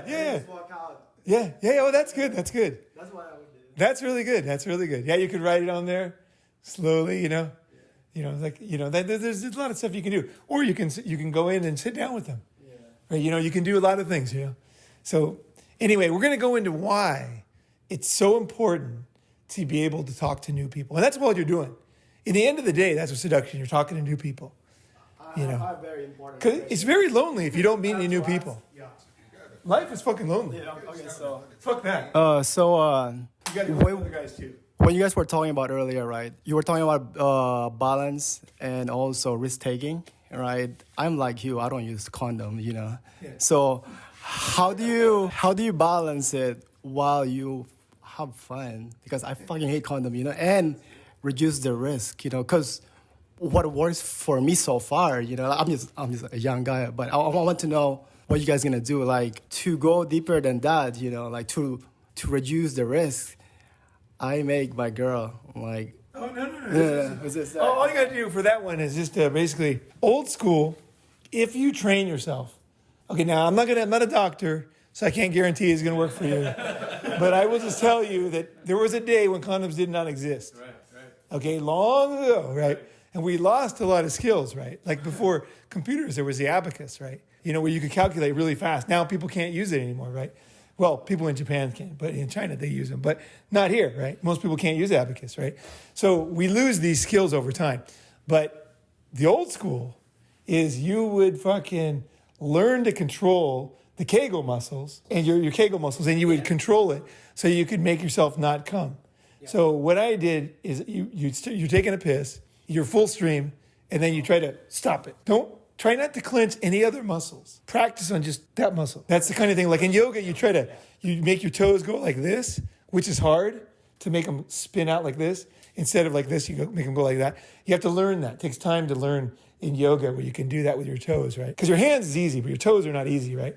It's the same with that muscle. You have to kind of practice. So when you're pissing, stop. And don't clench all your muscles. Just focus on that muscle. Clench, stop. And then you want it where not even one drip comes out. So you're in the middle of a piss, done. If you can do that, you will be able to control everything else. That's the muscle. That's the muscle right there. And I'm telling you, everybody will tell you that one little this, one little that. This is just a mind meme. It's just a stupid thing people just say. It's like, I'll say I ride a motorcycle and they're like, well, I don't worry about you. I worry about the other people. Everybody says the same fucking thing. They should worry about me because that's who makes the mistake when you're driving, usually. It's usually not somebody else. It's usually somebody eating shit on motorcycles because they can't ride. It's the way it is, right? So the fact is you can control it. I learned to control it when I was young, and it's never been a problem. Now, of course, here's the problem. Here's the fucking problem. The hotter the girl is, the more I want to fucking wait that extra 100th of a second. I just want a little more, And it's like the hotter the girl is and the hotter the sex is, the less I want to control it. So the uglier the girl is, the easier it is, right? And the least I'm into it, right? So that's a problem, right? Because then if you're talking about if you really want to not, I'm not saying like it's perfect because your human nature is there. You'll meet a girl like first night and she'll be like, give me a fucking baby when she's all fired up. She's like, give me a fucking baby. I want your fucking baby. And she's like, it's the first night. But again, this is the weird world of music, humor, seduction. it's not logical. They're like, everything is not logical in this world. And some girl could, the very first night, she wants a fucking baby from you because she's so turned on, whatever the fuck. And you got to be careful. Like, well, you got to be able to pretty sure yourself that you're not going to go with that, because like you make a decision to go with somebody, you let that one go. It's a big one. It's fucking, oh man, you're fucking in for 20 years with this chick, right? So, but anyway, you can control it, but sometimes you won't want to control it. That's my thing. Is some girls are just so fucking hot, the sex is so fucking good. You just really don't want to. It's like, God damn, this is so fucking hot. I love this, So anyway. I'll go by Sky for this. But I think one of the things that I really liked about, you and your channel when I found you is that a lot of the other, I guess, red pill content or like thinking differently content was very bitter, very angry. And I thought that correctly, that was from a place of weakness. And you sort of talked about like the male emotion and why it's important to understand that. So, I'll just go quickly through some things that I thought would be interesting for me to talk about and to learn from other people. Bitter is not red pill, okay? That's kind of important to know. So the best way to understand it is, okay, let's say somebody visits your town. Some people are going to go to Chicago and they're going to see only the good side, just the downtown. Other people are going to only see the shootings every month. They're only going to see that. And the other people are going to see the crime. They're going to see, everybody sees life differently, right? Now, being red pill, to me, red pill is when you open your eyes. It's an awakening. The Buddha, that's what they talk about, is awakening, where you see life. You see what's going on. You understand what's actually happening, right? So red pill is an old concept, from way before Buddhism, but it's basically like seeing things as they are, no longer being lost in a dream or in your own emotions. You can calmly, comfortably see who you are and what's going on, right? And you can make wise decisions, right? So what people think red pill now is somebody who goes to Chicago and says, it's just crime. You cannot get cynical enough about Chicago. My sister lives there. You cannot get cynical enough about the place. The shootings are like insane, right? In the bad parts of town, right? And somebody could just go off on that. But there's a lot of good in Chicago, right? Years ago I read, it's like this big British, I forget which site it is, big travel website. They said Chicago is the third best city in the whole world to visit, and I was like, whoa, Chicago. Wow, I was really surprised. Because they're a really sophisticated site, right? They travel all over the world. I was like, Chicago, are you kidding me? So I started to look at Chicago differently, right? And I saw that there's good sides to Chicago, right? So you need to be careful of who you follow. And someone can tell you all the crime, all the negative things, and you're going to think this is the truth, right? Because there is shootings in Chicago, right? But there's also a lot more going on in Chicago, right? So I think, to me, red pill is when you're mature. So you see, you understand. There's more to understand than just the shootings, right? There's a lot more to understand, right? About the world, there's a million other things. The food, the people, the United Airlines has their hub there, right? And then, like, everybody comes through there, like the airport. It's a great airport to fly out of. There's a lot of reasons, like Chicago is a great city, right? And, so red pill is, to me, I want to take back that term because it's a mature understanding of yourself and the world, right? The reason why bitter is not all the way is because bitter is only you see one part and you haven't integrated it yet. You take it personally, you haven't matured yet, You can't do that. Like if you're raising kids or something, you can't just suddenly decide they're bad because you have to say, okay, they're doing these bad things they shouldn't be doing, but why are they doing? You have to get into the weeds on this shit, right? That's maturity. To me, red pill is past. I think maybe bitterness or what is it called? Being let down is part of it. Because, you come up, first you think everything's perfect. And then you say, oh my God, there's problems. And then where do you end up, right? Mature man, in any business, they see what's going on. They understand, right? But at the same time, they enjoy it, right? You get something out of it, right? So to me, red pill is totally integrated mature man. So there's stages you get to that, because if you wanted to, you could be terrified about disease, like literally terrified. I read a special on kissing and how dangerous it actually is. Like it was really, you don't want to watch it because it's like, oh my God, like I had no idea.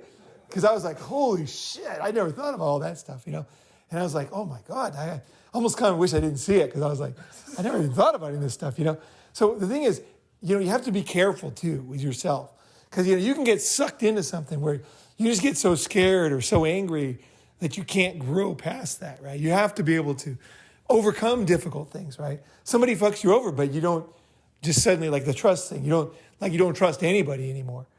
You just push everybody away. That doesn't bring you anywhere. That's not red pill. That's just like a paranoia, or it's not mature man. We're men. I mean, at the end of the day, we're men. We're responsible for how we act, right? Connor's point, I mean, to reveal what is not, what your opinion of and what is not right, but then letting it, affect you emotionally and not, thinking of solutions. I mean, I think, same with, money printing, it's immoral in my opinion that the, money is being printed left and right? That's basically theft. And you start to see how that goes down into our society and all this kind of stuff. And it's something we have no control over, but to call it out, somebody's got to, that is reality. That's what they're effectively doing in our society, right? But then, it's easy for us, that to overwhelm us because it makes all of us have to run harder, do all these things. And so I think being frustrated is a natural thing. So, being red pill or whatever, the state of what we're dealing with, whether, how things are changing with women or how things are changing in society, it is frustrating. There's frustration, but that doesn't mean we don't own it and overcome and internalize it and don't let it affect it. Well, I think the thing is too is I think there's a tendency for humans to not want to improve. It's almost like a little kid. He gets pouting, right? He's like, I want a bicycle, I want a bicycle, and he just can't get over it, right? And that's how people are. I want society to be the same, I don't want it to change, but it's like in the end, it's just going to do what it's going to do, right? So it's a lot of being mature man is realizing you can't control these things, right? And just and understanding that you can actually win in the new environment. You can win in an inflation environment if you understand inflation and you understand investing and you understand the way things are going. Who won in other periods of inflation, right? What type of assets, what type of you have to adapt. You adapt. And it's like, you just realize that you can't control it. There are things you could do to succeed. And then if you do succeed, right, let's say you come out of this period with more money, you're going to feel pretty good about yourself. You're going to be like, okay, I didn't want that to happen, but I was a winner. You might feel a little guilty because other people will lose, so that's survivor's guilt you have to deal with, right? Whenever you succeed, when everybody fails, it's like when you short a stock, for example, and then it goes down, you're to make a lot of money, but other people lost their fortune, right? So it's dealing with that, accepting the fact that there's winners and losers in every transaction. Not every, there's win-win transactions and lose-lose, but you know how it is. So it's like, don't be pouting. That's what we all do, right? And it's a matter of you just say to yourself, okay, life's not going the way I think it should.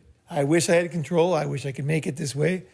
But guess what? Life is short, like you said, and I can't control these things. So what am I going to do? So in the context of the original comment, what I heard was that one of the attractions of Ronin Man and the content that's here is that it's not bitter, and that a lot of red pill and by association MGTOW is inherently bitter.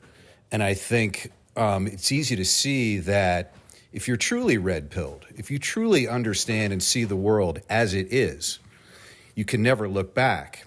And yeah, it can be a harsh reality, but the easy thing is to understand that you can't go back because you can't go back to non-reality. And so that's an easy thing to understand. And then the next step is to actually not just think that way, but to put it into practice and to be able to say, this stuff is not going to bother me because I'm moving forward and not back. But generally, yeah, there is a lot of bitterness and there is a lot of negativity. And to your original point, that is to be avoided. And, I don't see a lot of that here, which is great. What I would say to that is, I wouldn't say, I agree with everything you said for don't be bitter. You want to look around you for people that survived this catastrophe. And you want to find out how they did it, right? Like the tsunami in Japan, right? There was a plaque in the mountain they found And the tsunami came up to the plaque, and they uncovered it, and it said, "Do not build a house below this plaque, because a tsunami will come and destroy everything." You know, and it was like, it was all covered up in the forest, right? You know, that's a true story. And so, you know, the thing is you have to, it's like you have to look for people that have answers in times, right? So if you try to fight it, like, I'm not going to be bitter, that won't work. What you realize that every situation, there are winners, there are people who have a different take on it, and you have to like really be humble and look around. Who's got solutions for this situation? Like, who's surviving this one? If there's like tons of immigrants in a certain neighborhood and everybody's pissed because the culture's changing in this neighborhood, like, who's the person that mentally survived this situation? How did they survive, right? You know, what did they do? How did they think, right? And it's like, do you want to keep moving forward, or do you want to get beaten down, right? You know, I'm always going to say, like, for myself, I always liked immigrants. I always thought of myself as an immigrant. I always lived on the border. You know, I was always somewhere near the border, right? And it was all Mexicans. My dad had 500 Mexicans working for him. Nobody spoke English. We were always in the little towns, and it was like I had to kind of like always kind of fit in different situations. So for me, I spent my life 30 years overseas, right? Living in different countries with different people. So for me, when I see a neighborhood changing, I secretly kind of like it. It's kind of like, I don't mind it. Like, it's like, oh, this shit's going to change, you know. There's going to be new things coming in. There's going to be new ways of thinking. There's going to be new changes, you know. And then over time, they're going to change again. Because every neighborhood used to be Irish, like basically, like so many neighborhoods in Boston and New York. And then they became Italian, and then they became, you know, whatever. And then now they're this, and they just keep changing. So it's just bullshit. It's just, people are looking at one little snapshot as if everything's so important, right? This neighborhood, like, people in my fucking hometown, they think some stupid old fucking theater that it's all broken down, that doesn't even work. No one goes there. It's not even open. It hasn't been open for 30 years. They think it's a historic building. It's a pile of shit. It's just a fucking total piece of shit, rat and infested pile of shit. And the city keeps like getting somebody to invest to redo it. It's like the Chinese would just come and tear it up and make a new fucking building, a new mall, and it would kick ass. You know, I love that thinking. You know, like sometimes people just get too attached to things. Don't get so attached. That's another great Buddhist thing, is don't be attached. The less, when you lose attachment, if you ever get, this is, I'm really serious about this. If you ever have something that's really hard, like, you know, lose a child, these type of things, you know, death, something like that. One of the best fucking philosophies ever. Like, a lot of religion is just taking good ideas, right, that work, and they're putting into a religion, right, is the feeling of no attachment. Go on YouTube and search no attachment, right? And losing attachment. And then just listen to those videos, and they will help you to understand that you're not really connected, and you'll be able to, you don't fix it. You allow yourself to detach from it. It's really amazing, actually. It's one of the greatest philosophies. It's really like this, when you really have a problem, like a real fucking problem, try no attachment. It's amazing. It's really, because it doesn't take you away. You're not hiding. You're just detaching. You can see it non-emotionally, and you can make smarter decisions, right? It's when you're all tied up in it, it's so hard to do, right? So detachment for difficult things. So I would say with those type of changes that you really don't like, if you're having trouble, just say, okay, I'm going to try the Buddhist thing, listen to a few YouTube videos. I'm going to detach from this. What if it didn't matter? What if none of it mattered, you know? What if this neighborhood, these businesses, the language we speak, the currency we use, the country we live in, what if none of it fucking mattered, you know? You know, still big policy things do trickle down, and you see they affect you. They affect the whole. But then they change again. They change again and change again and change again. It's a cycle, you know. So being able to separate from controlling everything and worrying about everything, and just separating and realizing that once you see the power of the world, it's all going on without you anyway. Like, it's all fucking going on. We're totally powerless. That's the whole SJW thing. They're going to control everything. It's just, shit's just going down. And people will say, oh, that's an excuse. Is it? When's the last time you changed the world? Anybody listening? Like, when did you change the world? Globe. If you've never done it, you're probably never going to do it, right? You're probably not going to change the world. And then people say, oh, that's terrible because you got to try. Like, Come on, man. Yeah, it's unchangeable. You got to enjoy your life. You can change yourself. And if you change yourself, that's a powerful thing. You know, I look back in my life, the people that were nice to me, I feel it was very important, you know, had huge effect. They didn't change the world, but they were a fucking awesome old man living next door, you know, who changed me, who I pass it on to somebody else. You know, if you happen to change the world, you know, okay, it's fine. That might happen out of that attitude, right? Detachment and just doing your best in your situation and trying to win. Fucking never stop trying to win. It sounds stupid. It's simple, black and white. Gotta win. That's right. How can I fucking win? Right? Just think that. Neighborhood's changing. How can I win? Yeah. How can I win? And if you think that, it'll get you into a more positive mindset. Because you realize, oh, I could have a fucking car wash. I could have an automatic car wash, make a lot of money, you know? And like you just buy a car wash, no employees. It's all automatic. Guy comes, cleans it once in a while. Fucking cash comes in. You might not like the new people there, but then you find they grow on you, you know? People grow on you. That's the thing. You know, people grow on you the more you're around them, you know? You realize, oh, these are fucking humans, you know? Oh, okay. You know, that's why I learned traveling the world, living in other countries, is they grow on you, you know? You know, I got to Japan. I didn't know shit about Japanese people, man. I didn't know anything, you know? All I knew was Toyota, you know? I knew, like, the big companies. I knew Sony, Akio Morita, you know? I didn't know anything about Japan. But then when I lived there and I learned and I started integrating, first I liked the girls. And then I realized the fucking dudes are cool, you know? It took me like 10 years to even see the dudes, you know? Because all I could see at the time was just girls getting laid, you know? But then after a while, I became where I had many more guy friends than girlfriends, you know? And now I have many more guy friends in Japan than I do when I go over there, you know? That people are like, hey, Paul, come on by, you come on by, you know? And it's great, you know? So that's what I would say is try to win, detach, realize, be humble. Look up in the fucking sky, realize, you know, even if you could change the world, how much does that change the universe, right? Yeah. Like the universe is the main thing, right? This is just a small little, you know. So, I mean, really. So, you know, hey, whatever. You know, I'm just going to enjoy my life. I'm going to try to win, try to help people, be the best I can, you know, detach from, I mean, outside of this globe, there's no languages or anything, probably, you know. There's a lot of other shit out there, but, you know, maybe there's a few aliens or whatever, but we haven't met them yet. I don't think so. Maybe tonight. All right, let's just go boom, boom, boom. Who's next? Who hasn't talked? Oh, I'll talk. Okay. You done? Oh, Okay. we're not done. Sorry. I mean, I was going to share a few things, Yeah. but I don't want to take too much time. No. Let me do this. Yeah. Let me give it to him real quick. Thank you. Yeah. Okay. Well, yeah, thanks for sharing that, because I also, like, the way I feel about it is, like, I mean, especially one of the big things that I think brought a lot of people here is the changes with women and men, and how, in my perspective, it used to be, like, a socialist system where there's one man, one woman, and it helps out the weaker men, and now that's gone.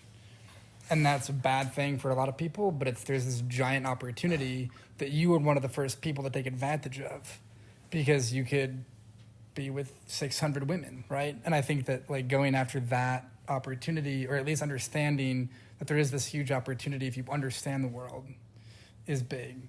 But just, like, I'll just do some bullets, like, things that I'm interested in is, like, finding and acknowledging the truth, which I think you've been big on, like, acknowledging what that is. Leadership, you know, so many things about, like, social cues that, like, I don't know. Like, there was one thing you said where it was like, like, if you walk up behind somebody and scare them, you should, like, acknowledge that and say, oh, I scared you. Let them know. I didn't know that. I want to know all of those things, because you clearly have a lot of experience with that. You got to ask, when we do the seduction, the mating game one, you got to ask those questions, because that's a key thing. And it works for men, too. Like, with business, sales, it's all connected. Yeah, no doubt. It's talking to new people, right? It's getting connections. Right. And then to continue on, so, like, I mean, obviously travel and location independence is huge for me. Like, that's what I'm trying to do within the next year. And then, like, just the value of being a global connector, being unique in a different place where maybe you're not unique in the place. You know, you're a white guy in, like, Austin, like, whatever. You're a white guy in Japan, holy shit, right? Or Africa. Or Africa, or the Middle East, I mean, anywhere. Emotion, understanding our emotion, and then like overcoming insecurities from childhood, which again is part of like Like what? What kind of insecurities? or like for example, like I know you had dealt with like I guess if you would call it the abuse of your father, or like I had a brother who was just really good at making me feel very bad, and I had to overcompensate a little bit. And then I still think that there's a lot of aspects of our behavior that are derived from ways in which we were treated unfairly as a child. I think like getting past that, like that's a source of a lot of interesting things. That's too heavy for this. That would be a full weekend. That's big. Yeah. That's very big. That's too big for this weekend. Yeah, because getting into like that kind of stuff, it's very complex and it's very person specific too. It unravels a can of worms, and you may not be ready to handle it then and there, but Ronin's early content goes a lot over that stuff. Yeah, I actually touched on a lot of that stuff. Yeah, you can ask specifics, but For sure. I mean, I'm not saying like we have to make that a focus or anything, but I'm just saying like but I just want to you made it it's that just too big for right. Yeah. And this is just like broad general ideas, but you had talked about that, and I connected with it. So yeah, some stuff about women understanding basically like how they perceive the world and like what they're looking for, because then I think that like with women there's a lot of like shit tests, but at the same time if we pay attention to what they're saying, becoming a better person will actually make us more attractive to them. So it's sort of like a guidepost almost. It's like women are saying they want this, let me become that. Okay, yeah, you don't want to do that. Oh, okay. You don't want to like become what you think they want or really even care what they want. You want to find yourself, right? And you got to know that you are attractive to some people, right? Not to everybody, but some people. So once you know more who you are and you have this ability to express it to people, then the people that are interested in that will be attracted to you, right? Because you're going to differentiate. You're going to be showing who you really are, right? So when you try to become what other people want, it's like impossible. And also, what do girls want? Like, who fucking knows, right? You know, it's like, in the end, it doesn't matter. You present yourself, here's what I am, right? And then when you have that, when you know yourself, right? And you know how to, like, talk to people and you know how to get things going, you will go through people and then you're going to find, just like sales, like I find out somebody doesn't have the money, they don't want to buy. That's great information because there's no need to spend any time on them, right?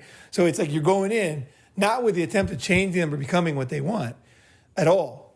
You're not like, oh, I'll make this stereo $1 for you. No, the stereo is this price.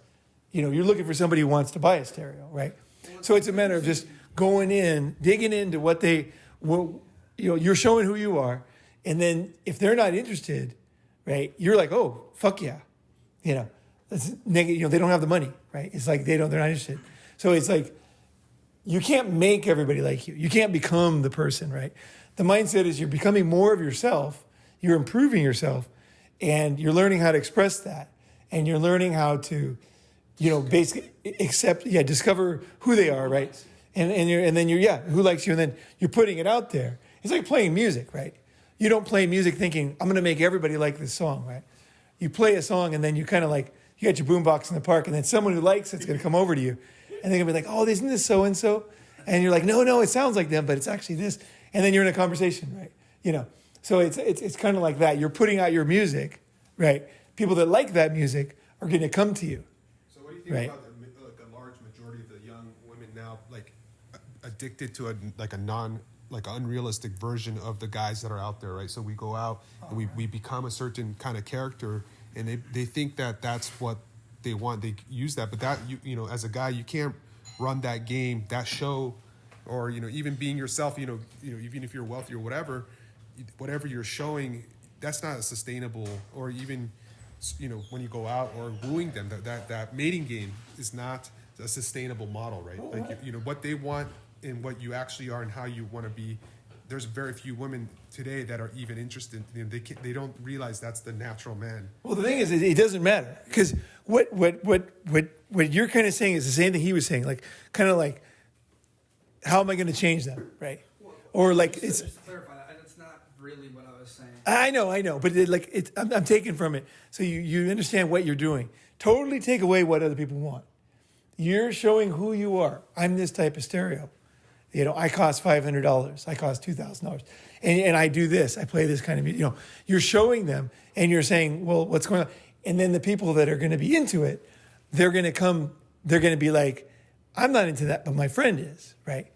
And so you're willing to just put yourself out there. So it's not like, what are women today? There's always going to be people interested in you. There's always going to be, right? In the world. They're always out there. So it's, maybe at your age, maybe with the kids, maybe it's not the time for you, right? It's like, see, the reason why he's coming up with a lot of things, it's probably like, this is a shift you go through in your 30s. You're like, kind of like, all of a sudden, you're kind of like, I'm not that interested, but I should be, because I used to be. And then there's a point where you just kind of don't care as much about, and then you start caring about more things, right? So you come up with like limitations, but if you search inside those limitations, you say, wait a second, I actually don't care anymore. But I'm afraid of not caring, because then if you don't care about then what happens to you, right? Are you gay? Are you not going to meet anybody? Like, well, you're scared, right? I have to change, right? But a lot of it is just, for me, this is what I learned, is that I change. And it's okay for me to say that. That's why I said, I can seduce girls, like, right now. But I don't want to. I just don't care anymore. I had girls, throw themselves at me recently, and I've just been like, not into it. And so I know where I'm at, but it feels weird to me because I was always like that before. So it's a matter of knowing yourself, right? It's a matter of knowing yourself. The better you know yourself and what you want, you go through the world and you don't care.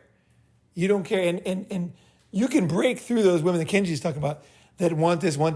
When they meet a guy who really knows who he is, you can break through. Because a lot of these girls, they don't know what they're doing either. Like they don't have any fucking clue what's going on. Like they're watching this or watching that. Like they're just like us. We're like lost. But then they meet a guy who's like different, who like lays down the law. Here's the way he is. Here's what, I'm not going to do that. I don't want to do that. Well, don't you, well, what about, and you're like, well, I don't care about that. I care about this. And like, shifty though, even if you, like, as you said, I mean, even if you carried yourself that way, right? And then you want to have them around long enough to raise your child, right? I mean, you need to have them around. And that's then thinking they don't too take far it. in advance. Yeah, I know, but that's super important, right? Because that's strategic. If your goal is to have a child and be able to be around them, that is important. The key is when you're doing that, I think the key is to not think of the end goal, because you have to build the base with the right situation. So the end goal is just going to happen or not, right? So it's like you got to start with the basics, right? The basics are what I'm talking about. The basics, finding people you enjoy talking to. They enjoy talking to you. You're yourself. They're their self. And then whatever happens after that, right? You can't think too far in advance, right? It's like retirement when you're 21. You got to think, okay, what am I going to do today? We're built to be a planner, right? We're built to think many steps in advance, right? But the key is you make the house, you got to make the foundation, right? You got to make the foundation first, right? Then you put up the walls, right? Then you put up the roof, right? So it's a matter of just thinking of what's the key thing for right now? The key thing for right now. What do I need to do? What do I need to learn? What do I want to do?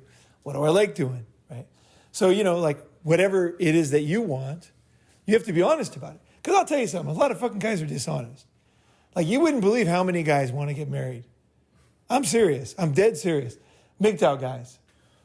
I know guys that get married and don't even tell anybody because they don't want to like let it be known. There's a lot of dishonesty. Okay, that's all I'll say. Okay, and I don't think that's a good way to be. That's why I'm honest. That's why I tell you things that a lot of channels would not, because I'm going to be myself. Because I want to do this. I want to be so that you guys know who I am. I'm not hiding in a mic, right? I want to be here because you guys see me, you know me. I meet you. I meet people that are like me. My life gets better. If I try to be somebody else, I'm going to probably, bring a bunch of people around me that are also trying to be somebody else, right? And that doesn't lead anywhere for me. I'd rather have no channel and good friends, right? You know what I mean? So I think that's the thing. You have to decide that you're happy without women, totally. You're happy without money, right? You're going to be happy no matter what, and then build on that, right? Start with that, right? At the really basic stuff. Okay, I like it. What was the first thing you said? I don't remember the exact first thing. Something about leadership, maybe. Okay, leadership. I Yeah. wanted to follow up on that though, because I think maybe like the way I expressed that wasn't really what I meant. I was more just focusing on like you said, like you have to be happy with yourself and focus on yourself and like basically who you are. And I think that it's interesting because like if you are trying to like change yourself to please women or something, it actually is the opposite, or anybody. But it doesn't work. And that's kind of what I'm saying is like if you understand both sexes and everything, you kind of understand like it leads to that road, which is what you're saying in some sense. I'm sure we could talk about it more later, but like that's sort of. You talking about being your true self? Is that what you're talking about? Yeah. Because like the idea of changing yourself to appease somebody else is definitely not part of it for sure. I would say there's two things on that, just real quick. Authenticity is not something inside you. It's something you build. Okay? So, for example, I couldn't, you can't just do yoga right off the bat. It takes a long time to get flexible enough to do the postures, right? So it's not like, oh, Dave, I'm going to do yoga, and then all of a sudden you're doing the postures. It's a lot of pain, and like you think you're no good at it, and you think you can't do it, and it's not going to work for you. You're not flexible. It hurts too much. You're not good at it. Whatever. And then you do it for a long time, and then you grow into it, right?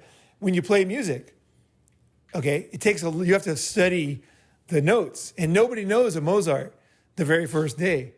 Everybody's just sitting there like the instruments very clumsy and weird, and you're all sitting around looking at your instruments, and nobody knows what the fuck's going on. Nobody knows if it's them, right? The SJWs are like, oh, fine, you're prepared to dream. It's not like that. It's fucking, you got to try hard on a lot of shit. You got to put your heart into a lot of shit to find out who the fuck you are before you even know. So just try. Fucking try super hard on stuff. And then you'll find out if you like it, right? It took me 6 months to have any progress in yoga at all. And now I haven't done it because I haven't been doing it much because I've been working on this court case. So I've been like totally not focused on it.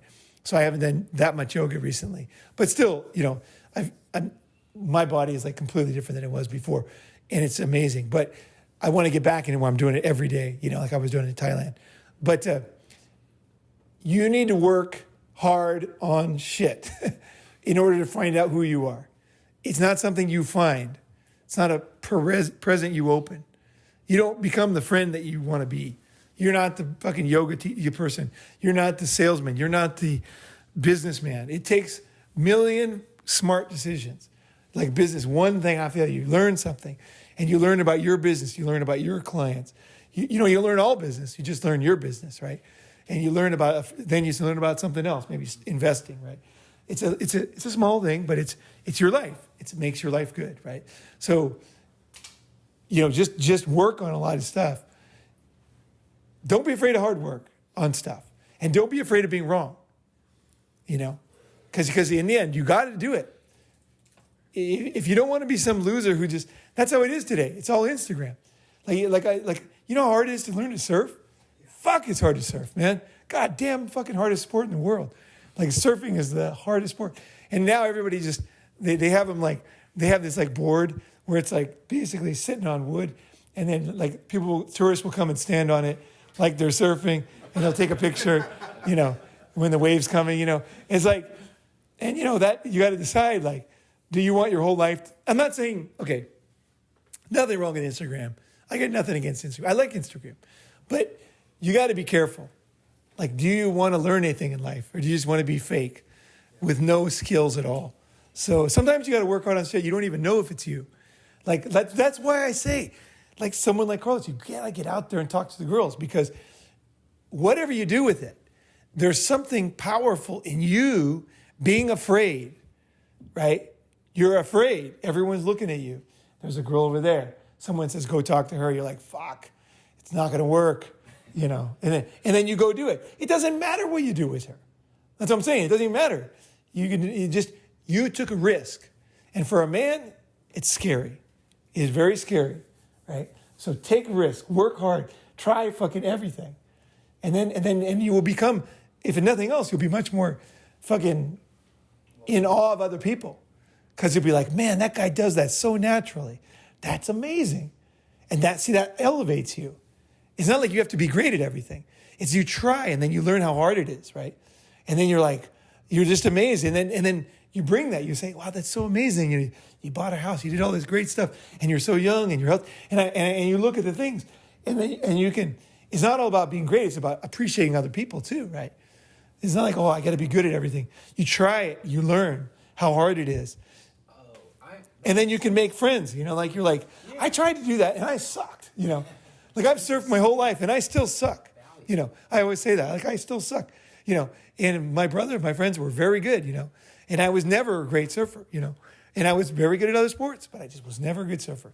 I've had my moments, a couple of moments I was proud of, but generally I suck, and it's like, hey, I still learned a lot from trying it. I still do it, How many times did you fall down? I still go out and suck all the time, but I enjoy it. I enjoy getting out there. I like the water, I like the fact that some things I try real hard and I'm not good at. That's I like about myself, because I'm just gonna go fucking do it, and I'm just gonna fucking do it. Like fuck it, I'm not good at it. Fuck it, do it again. I'm just gonna. That's the way I am. And my mom says you always do things the hard way. I just came here on the motorcycle. I just like to do it. I do it the hard way, and fuck it, So anyway, that's a good attitude when it comes to stuff like that. Fucking try it. Just fucking do it. Fucking do it. Doesn't matter where it's going to go. You're going to get married. Oh, fuck cares. Just fucking go over there. Go talk to that one. Go do this. Go take a risk. Become a salesman. They call that outcome independence. That's a term in psychology where you don't tie yourself, where you still you go out and do things, and whether or not it has a good or bad outcome doesn't matter. If you can detach yourself from that, then you're still doing the same actions that might result in a good result or a bad result, but the getting attached to the outcome is bad. Oh, the biggest losers are the guys who are good at 2 or 3 things, and that's all they do. They're so sad. Even if they're famous, they're so sad because that's all they do. And you watch them, and they're just so rigid. Yep. They just can't do anything. Like, I will try to draw something. I suck at drawing, right? But I will try to draw. And there's a book, I think it's called How to Draw. And it's a really good book, actually. If you actually follow it, it's amazing. In one day, you can get so much better at drawing. I think it's called How to Draw. I'll put it down below. I'll find it. It's a really great book, but it's just like, it teaches you a new way of looking at something. You think you see something, and you don't really see it. You see what you imagine to see. It's hard to explain. Like, a lot of things don't look like some guys with the shade coming in. Your face might look a lot smaller on that side, or it might look like it doesn't exist if the shade was too much. And so you draw what you see instead of what you think you would see, right? And that's how you learn to draw, is by seeing what you see and just drawing what you see. And it sounds simple, but it's very heavy. When you start doing it, you realize how much you don't really see, but you think should be there, right? You're drawing that, right? Mm-hmm. The people that draw, they don't do that. They just look at it, what do I see? And then they draw that. And that's why they're great artists, right? So that's what you want to do. I like to try those things. And one day I'll draw something, right? One day I'll get out and surf. One day I'll get out and do this. And it's just like, it's like, fuck it. That's it, man. That's it. That's life. Yep. Show over, game over, done, right? And then you're out of here. All right, let's get a couple of more people. Hi, I'm John. What, are we just doing introductions, or are we doing... Whatever, yeah. Okay. What'd you expect? Quick, because we're getting long, yeah. I'm John. Are we doing questions? Are we doing introductions? Or, open mic. Whatever you want to say, yeah. I think one of the topics I wanted to talk about this weekend is when you do choose something and maybe you pick a career and you get 10 years into it and then you start getting burned out at it. When do you know it's time to quit? When do you know it's time to choose a different direction? Especially when you've built yourself up over 10 years into a particular skill. Okay. So. I'll just do a quick riff on that. It's just like him. Okay, he was having a situation and he knows the answer. So you can think about things too much. It's hard to make it. The thing you got to say is the truth. What I'm hearing, I could be wrong. What I hear is, I don't like my job. I want to get a new career, right? It's not about when did you find it out. Most careers suck, guys. That's why I've done so many jobs. Because most people, their lives are shit, And I do the career, I'm like, I'm really interested in that. I do it, I'm like, this totally sucks. And then I quit. I've done so many worse jobs that it's like, I'm grateful to Yeah. Well, the thing is, you can do two ways. Gabe has a job that he doesn't really like that much, but he gets paid well. Yeah.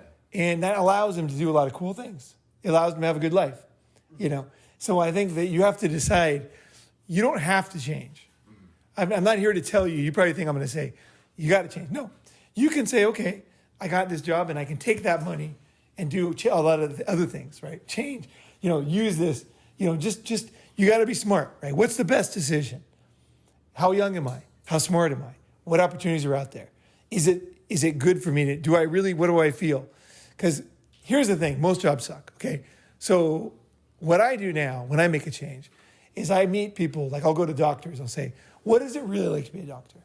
And then he'll say, oh, it's great. I'll say, come on, what is it really like? And he'll say, well, you know, it's sick people dealing with insurance companies.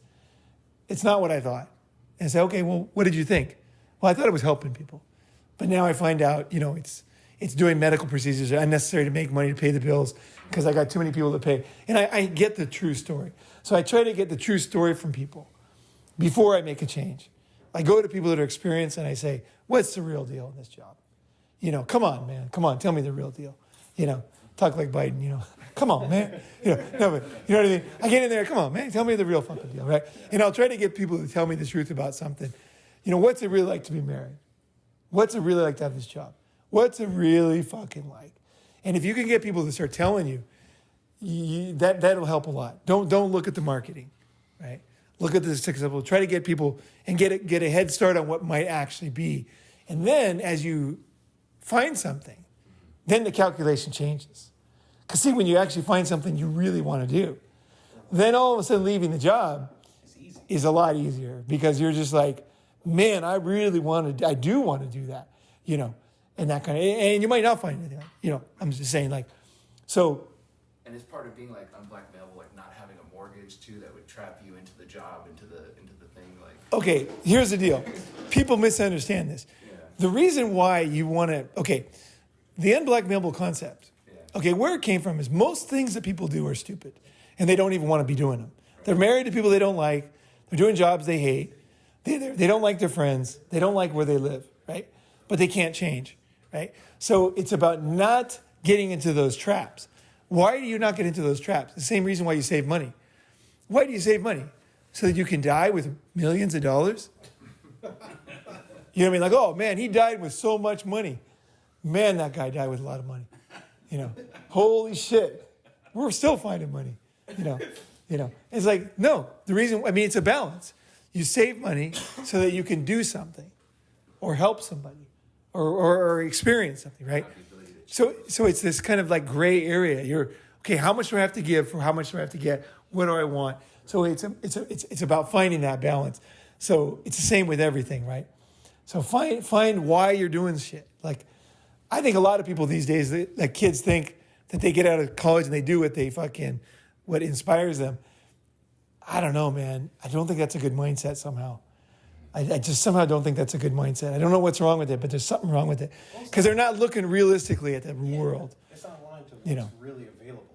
You know, they have the job they want, but then there's the jobs that are actually available, and the jobs that are actually good, and they're not looking at, of what's available, what can I live with, and what pays well. They're like, in this imaginary fantasy world, here's what I want to do, and I'm sure the job will just be out there, you know, and I'll just go out and. Well, I think, I think more fundamentally, a lot of people have this fundamental belief that there's a lot of people in the world who fucking love their job and are very, very inspired by their job, and I just don't find many people like that. No. You know, that are super inspired by what they do. So what do you think about the slogan, you have follow your passion? That's bullshit. It's total bullshit. Yeah. You have to look, you know, like, you got to find out, like, talk to people that are really doing it. Because often, you know, you're going to. Somebody that's willing to hire to pay you to do it, it means that's the part they didn't want to do, right? You know, there's a lot of logic around it, but I mean, just take a fresh look at the world, right? I'm not saying there's no jobs, you know, I'm saying, like, it's just like, get realistic about shit. You know, what kind of lifestyle do you want? What do you want to do? What are you good at? Get realistic. If you're not a good leader, don't be a leader. You know what I mean?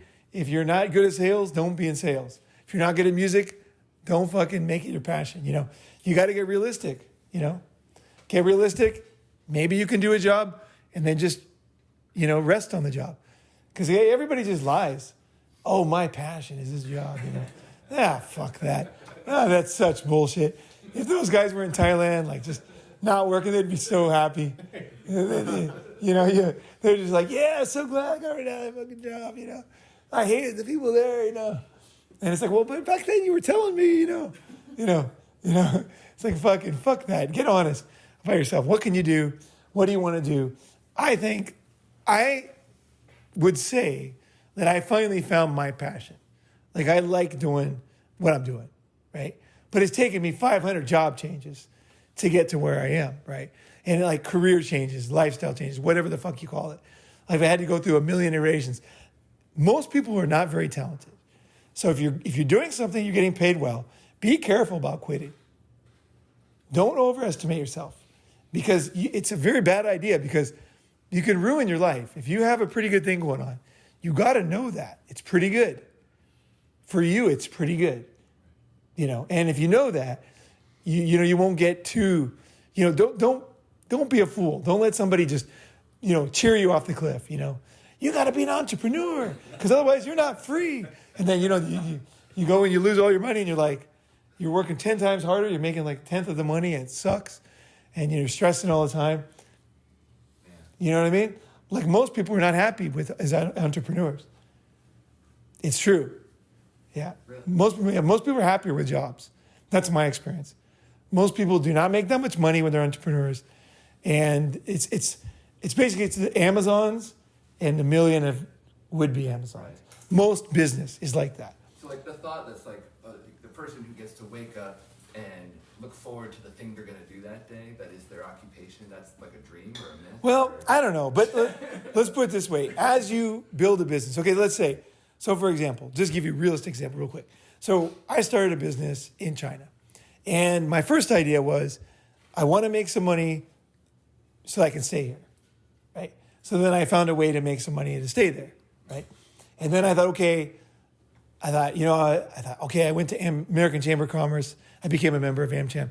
And I went to the meetings and I became a committee leader. And I was really watching these people and I was like, I want to have like a organization, you know, like people working for me. And I want to work with them and learn and hire people. Okay, because I've been done headhunting.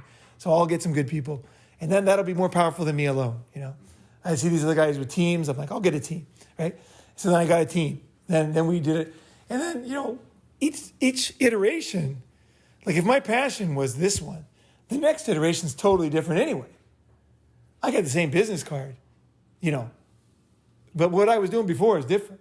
So even if you do your passion, if you're good at it, you're going to end up doing something different. Jeff Bezos is no longer doing what he used to do. Right? He's doing totally different jobs. So if you're good, if you suck and your passion is sucking, then you can keep doing it. Right? But if you're fucking good, then all of a sudden you're going to find yourself, it's like do you ever see Band of Brothers, right? Yeah. Wait, no. Was it the Pacific? Yeah. No, it was Band of Brothers.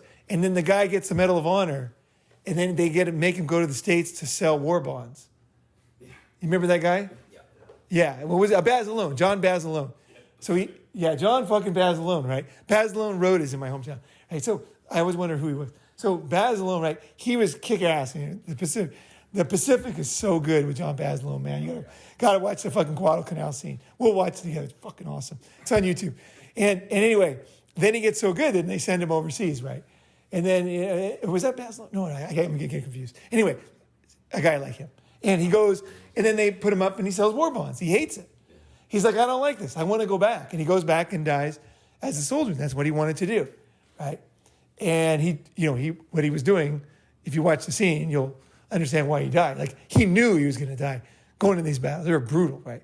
Like, they were just island hopping. It was just fucking brutal. So the thing is like, he was passionate about being a soldier and doing extreme things, right? And then he got up high, and then he's one of the few guys, because he was so well known, that they let him go back. Usually they won't even let him go back. Because it was actually a dumb decision on the U.S.'s part to send him back. Yeah, because it makes him look bad. because like the best guy, it's like that Pat Tillerman, Yeah. It's like you want the people to live, to get the young guys to join, right? Nobody wants to die, right?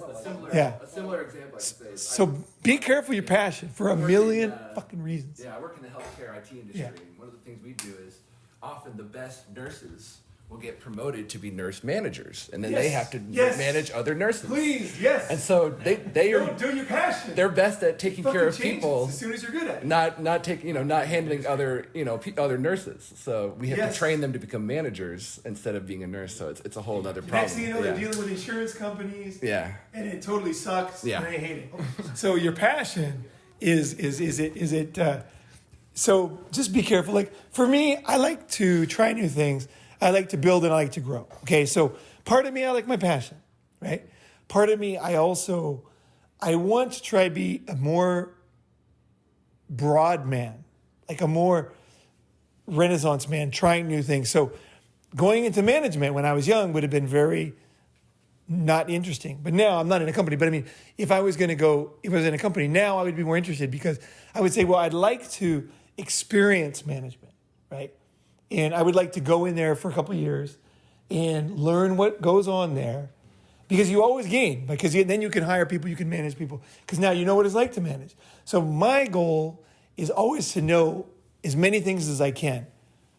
Okay, so companies like Costco, you start as on the bottom, and you can't become a top guy without working at the bottom because you got to know what people buy, what the customers say, how they treat you, why they come to that store, right?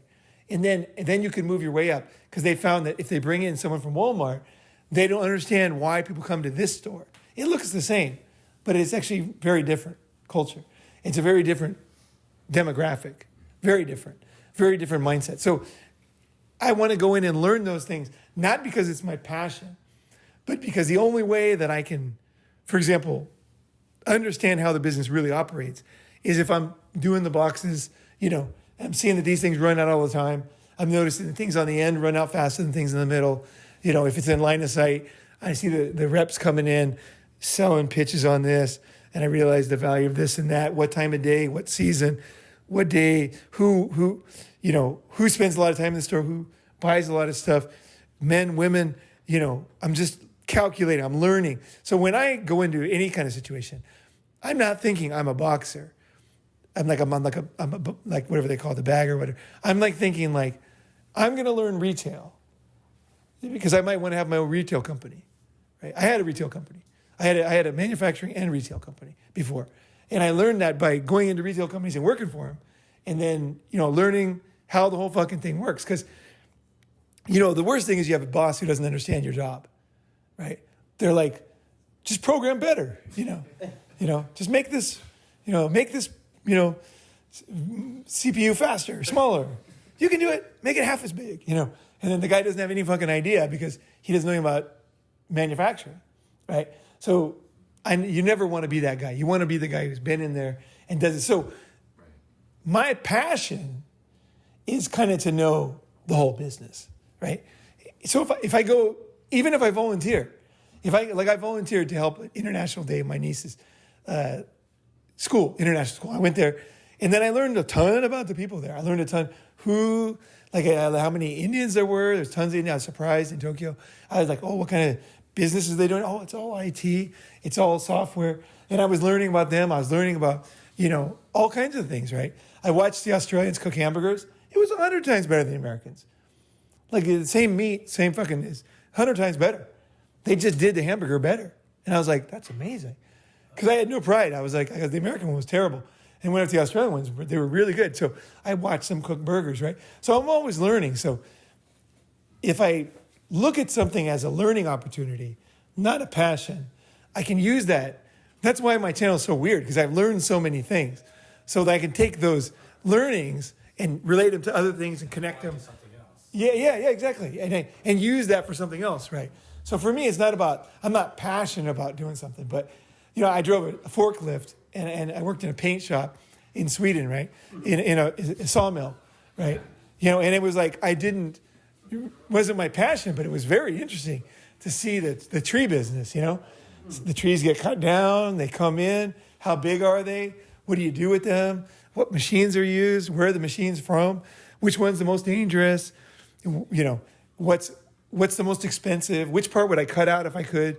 What would I change? How would I organize the shop floor so the trucks could come in easier? You know, I'm always thinking about that. So then when you get like a balanced skill, so you can come in, you know, you can come in and then you can just like, you can think about things more fluidly, right? You're like, okay, I could, you might not know how to do it, but you know somebody that could.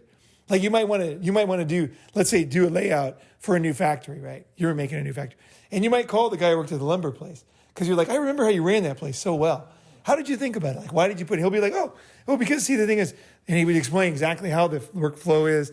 And then, you know, you can be like, oh, so how would you, and he'd say, oh, no, if you move this thing over a couple feet, that'll make a huge difference because then they don't have to do this.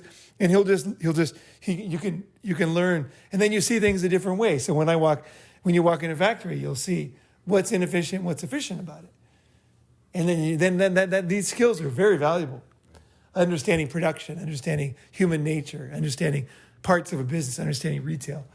For me, it's just interesting. So that's the other thing. I always win. Yeah. You know, I think that's why I like so many guys because it's like everybody's got a different point of view. So I always got to learn something new. You know. I think it's learning not to be so trapped in the narrow focus of your position and having that broader curiosity in view to see all the different pieces and be curious about them, want to learn about them, so that maybe you say, oh, maybe I want to head in that direction, or maybe I want to take all these different pieces and put them back into a way it's never been done before. You know, like pretty much just wanting to know. Yeah.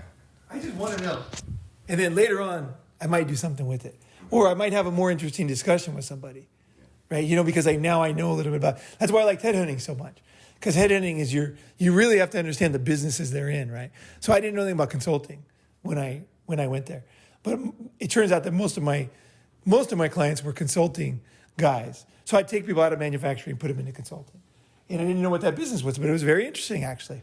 Learning about Boston Consulting, KPMG, Bearing Point, these different, Ernst & Young, and understanding like the different divisions of the business, and then also understanding like what is a partner, because one of the things about business is very interesting is when you're on the bottom, everybody on the bottom thinks they can be the boss, right? They're like, oh, he doesn't do any work at all, But if you ever work in like business development above sales, business development is basically client management, right? And learning how to manage large clients is really an amazing skill. It's a very high level skill. So it'll be the top guys. They'll get like $750,000 million a year salary. And there's some partners and they manage clients. So they keep the client happy. They make sure the client, the lower guys are doing the programming and then they're, so you're programming. So you can watch how the whole thing works. Because the guy who's at the top, the business development guy, he's the guy who has a relationship with the client. They trust him. They trust him and his team and his ability to manage the team, right? So that they can solve problems without delays and tell the truth. Like, this won't work. You're not going to be happy with this in the end, because this is going to happen, that's going to happen, right? Or like, at the end of the day, you're going to have to fire 20% of your workers. Can you stomach that? Like, they're not going to just do it without, a good business development person will tell them the bad news. Here's what you're going to have to deal with. Here's what it is. One of the things the best thing I did as headhunter is exactly like Ronin Man. I told the truth. I would tell the truth. And that was very rare in headhunting. I would tell the truth. People would, like, seriously, that's a rare thing. Like, just a real quick story, but I had a guy, he was very weird. He was very strange. He was from China. He was the weirdest guy. I swear to God, this guy was so fucking weird. I thought he was homeless when he came in. And somebody said to call him. So I called him in and was trying to find a guy to make a data center, right, in Tokyo. So he came in. I'm like, this guy's fucking weird. But he's made a lot of data centers. So and he speaks Chinese, Japanese, and English. So I called the client. He said, what about that guy? I said, I got to tell you, this guy is fucking weird. Like, he is weird. He's the weirdest guy I've ever had. And the guy started cracking up because he's like, that's hilarious. He goes, you're like the only honest headhunter. That's what he said. He goes, that guy, we know him. And he's very weird. And we were kind of testing you out to see what you would say. I said, this guy's fucking weird. Like, I don't even know if I want him in my office. He's just too weird. And then they're like, we know he's weird, but he's genius at making data centers. This guy is the best. So I'm like, okay. They hired him, right? So the thing is like, I think business development level guy, you have to be able to break the bad news, you have to know how things are going to work out. Because working with somebody is pretty personal, right? Especially in a small company, just starting up, right? You got a weird guy in the office, it can fuck the office up, right? Yeah. But if there's a weird guy, but everybody knows he's the Amadeus of making data centers, then that's way more important than him, looking normal, acting normal. You want somebody you know for sure is going to make a design and help you build a kick-ass data center. If you just do what he says, you're going to have a successful project. And you'll get another project and another project. And you're going to be busy. And you'll get raises. And things will be good, right? So it's a matter of not finding people you like, but people that are really good, right? And being honest, right? So I think that's, to me, I want to learn from the very bottom up to business development or president. I want to learn all those skills. What does a president do? You ever thought about it? What does the president do? What does the president of SAP do? What is the president of Ford Motor really? What do they really do? It's very interesting. When I interviewed and I did presidents, it was very interesting to talk to presidents. Very interesting. Like one thing I learned is that a lot of them used to work at IBM. It's weird. Is there an end state that you would have that would keep you, because you're talking about growth and pushing yourself, Yeah. but I mean, is there like an end goal in your mind that would keep you from saying, hey, you know what? Now I know I can live where nobody can tell me what to do. Like to me, that's the end goal, right? Self-reliance and like do what I want to do, when I want to do. Like not like don't freedom. worry about taxes, yeah. So not. I don't even need a lot of money, right, to do that. Actually, depending on how comfortable or uncomfortable you're willing to live. But that's my state. I was like, okay, there's a certain level that I want to achieve, and that's like the state, right? So Okay. do you have that kind of mentality? Is like, okay, are you going to keep going? Where do you stop? How hard are you going to push? What am I pushing for? Because you can, if you have enough friends, like, you already have, you can just go to the jungle and wear a loincloth and you can survive, right? If that's all you care about, and you can still learn if you got a cell phone, and maybe you're gonna watch some YouTubes and run around and. Well, sometimes you got to get into the situation to learn, to really learn. You can't really learn everything from YouTube. I mean, you guys are perfect examples because you guys came. What it sounds like, you want to find a contentment. Okay, here's what I would say. I'm gonna throw a monkey wrench in this one. Is now I can hear from what you said. I'm guessing your mindset is that if I had this freedom, I'd be happy. But what's going to happen? I'm curious what your But I mean, like, what I'm going to say is when you get to that level, okay, then you're going to see other things. It's almost like you get higher in a building, and you can see more of the city, right? Each time you go up more and you get in a balloon, you can see more of the world, right? So as you learn more, you can see more. And so that you'll start to say, wow, freedom is good, but sometimes working hard is good too. If you're learning and you're in the project, it's really exciting. I worked for a group on China, and I hired like 100 salespeople, right? And I trained them all in Chinese. It was amazing. It was so cool. And it was like, I never thought I would want a job, but I was basically doing offices. One of my company's businesses was office-based. And this guy owed me a favor, and I went to do his office for a group on. And then the guy said, we need this done. And I was like, that's so fucking exciting. Silicon Valley, money, hiring people, training people, like much bigger than I can do by myself. So what I did, I told my partner, you run the business for a while because I'm going to go work a group. And I did that for a while. And it was like almost a year. It was fucking very exciting because I got to see Silicon Valley high-level thinking, right? The Samler brothers were the investors. It's a long story. They did the outside of U.S. Groupon. So it was the Samler brothers in Germany. So these two guys, and meeting them and seeing how they all worked was very, very interesting for me because I realized that a business is not a business. Like you got Groupon, and then you got like outside with these other guys, these German guys. It's just your excitement of those projects. Well, no, it's learning. It's learning. Like I could never learn what I learned anywhere else, except for if I was at a fast-growing pre-IPO Silicon Valley startup who's expanding into China and wants to be a success as quick as possible for their IPO. Right? That's what they were trying to do. So they weren't even thinking long-term. They're like, we need a big success. We're going to do IPO. We don't have to fucking pop. And then we're going to do other stuff, right? So it was like, that was what their goal was. Their goal was not even that long-term, but it was like step to the next and the next, right? So I realized that. I understood that. And I couldn't have learned that anywhere else. Sometimes you got to join the Hells Angels if you want to know what the Hells Angels do, right? Because there's no other way to learn about the Hells Angels. Too many things to learn. Yeah. Well, the thing is that you could. I'm not saying you should be like me. I'm just saying that's me. And that's just the way I am. Like, I'll just sit down and write poetry. I'll write a book. I'll start writing a screenplay. I want to do something. I'm just going to do it. I got to do it, and that's just the way I am. So I'm not saying it's good or bad, but you can borrow part of this, right? And you'll see that life becomes a lot less boring. If you're working in there and let's say you're a bagger and you're thinking like this, man, life looks totally differently.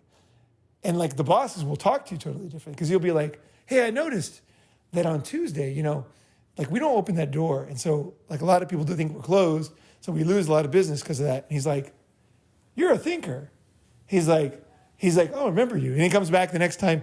He's like, where is that Luke? And then the manager's like, well, Luke is just, he's just a box guy. It's like, Luke, what do you think about this? And then, and then like he shows you something and you're like, I don't think it's smart. And he's like, why not? And then he listens to you, right? You go and do these things.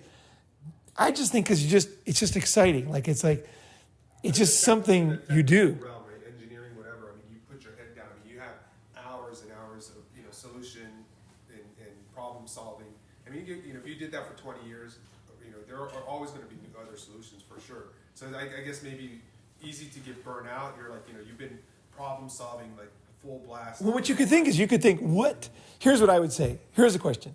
What have other engineers, like Elon Musk, done besides being engineers, right? So the engineering skill today is rare. So when you're an engineer and you're a leader, say you're business development, right? So what if you don't? Yeah, some people don't want to lead, right? Like you said, they don't want to be. They don't want that. They don't want to go. They don't want to manage others. For sure, some people never want to change. That's true, and some people are happy where they are. Like Gabe is happy with his job. That's totally cool. But sometimes you don't know, and you're going to see that there's things you could do. Like you could do a startup. Like these days, I've seen a lot of startups of programmers. Because these days, programming is so important. If you don't understand programming, good luck having a startup, right?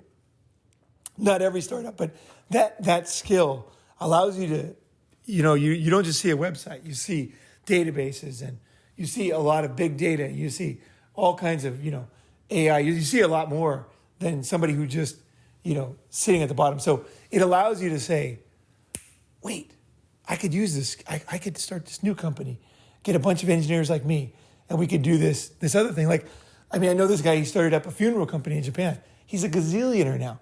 He was the first guy to do online funerals. His big trick was he set up the funeral. He made a deal with the funeral association. Somebody would die, and then some people would go, some people wouldn't go, right? Before the internet. And then after the internet, they would get an invitation, and then they would say, well, I'm not going. And then they would get back an email and says, do you want to donate flowers? See, now that never happened before. If you didn't go to the funeral, you couldn't bring flowers before. But with the internet, you could send flowers. And so all of a sudden there was a way for people that were too busy to go, but they wanted to say that they cared. They wanted to leave a message. And so that opened up a lot of other things. And he ended up being extremely successful. This very simple idea of doing an online funeral. So he took his programming knowledge to be really one of the hottest startups in Japan, like just cash business. He partnered with the funeral association, and in Japan, you got the funeral association. There ain't going to be no new funeral associations, and no one's breaking into the fucking business. It's a monopoly. Once you got that partnership, it's just a fucking money machine. Like I knew this guy who invented the fax machine. It was just a fucking money machine. Just money all day, every day. Just came in, right? So maybe you'd want money coming in every day. Maybe you wouldn't. There's a lot of things you can do that maybe you couldn't think of. But by having that mindset, doesn't mean you have to do them. But it will open you up to new vistas. You'll be up higher, and at least you'll see new things, right? And just seeing them is interesting, right? Even if you don't do them. So that's what I would say is just always be building so you have new vistas, and you're more valuable, and you see more, and you're more knowledgeable. So when you talk to somebody at a party, you're like, oh, what do you do? And you actually understand a little about things, right? And then it makes you a much more interesting friend, too. You can connect with them. Sure. And you can appreciate people more. Because you're like, I kind of understand this part of it, but I don't know this part. And the guy's like, oh. He's like, oh, okay, well, we do this and this and this. And, you're just totally different than somebody else who's just like, oh, it is so nice to meet you. Yeah, It's like there's nothing else, right? So anyway, we got a few guys left. Some guys haven't talked. Some guys came in during the thing. Yeah, I'll go by Carson, and I'll tell you the reason why I'm here. I am interested in pivoting in a number of areas in my life. One is in my career, and the other is in my relationship. And thinking about my life, there have been times where I have pivoted very well from one thing that I knew that I didn't want to do directly right into another. And there have been some other times where I have not pivoted, and I've had an old work ethic just to be tough and to figure something out. And I have realized many times that I was not able to take a step back or spend some time on a weekly or monthly basis and look at options and to stay flexible. And, that is something that's extremely important. I also feel like there's an opportunity here with this whole community of people who know a lot more as a collective group in all these different areas about what's going on with opportunities, what's going on with technology.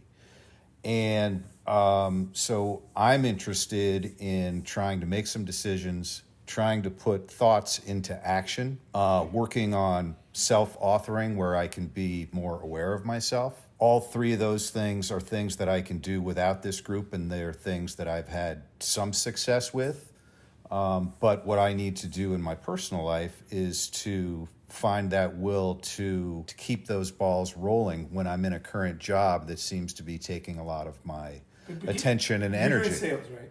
I'm doing sales. Yeah. Well, I've been in sales for almost 24 years. And I've pivoted out to sales support in a role that I like, and also operations and project management.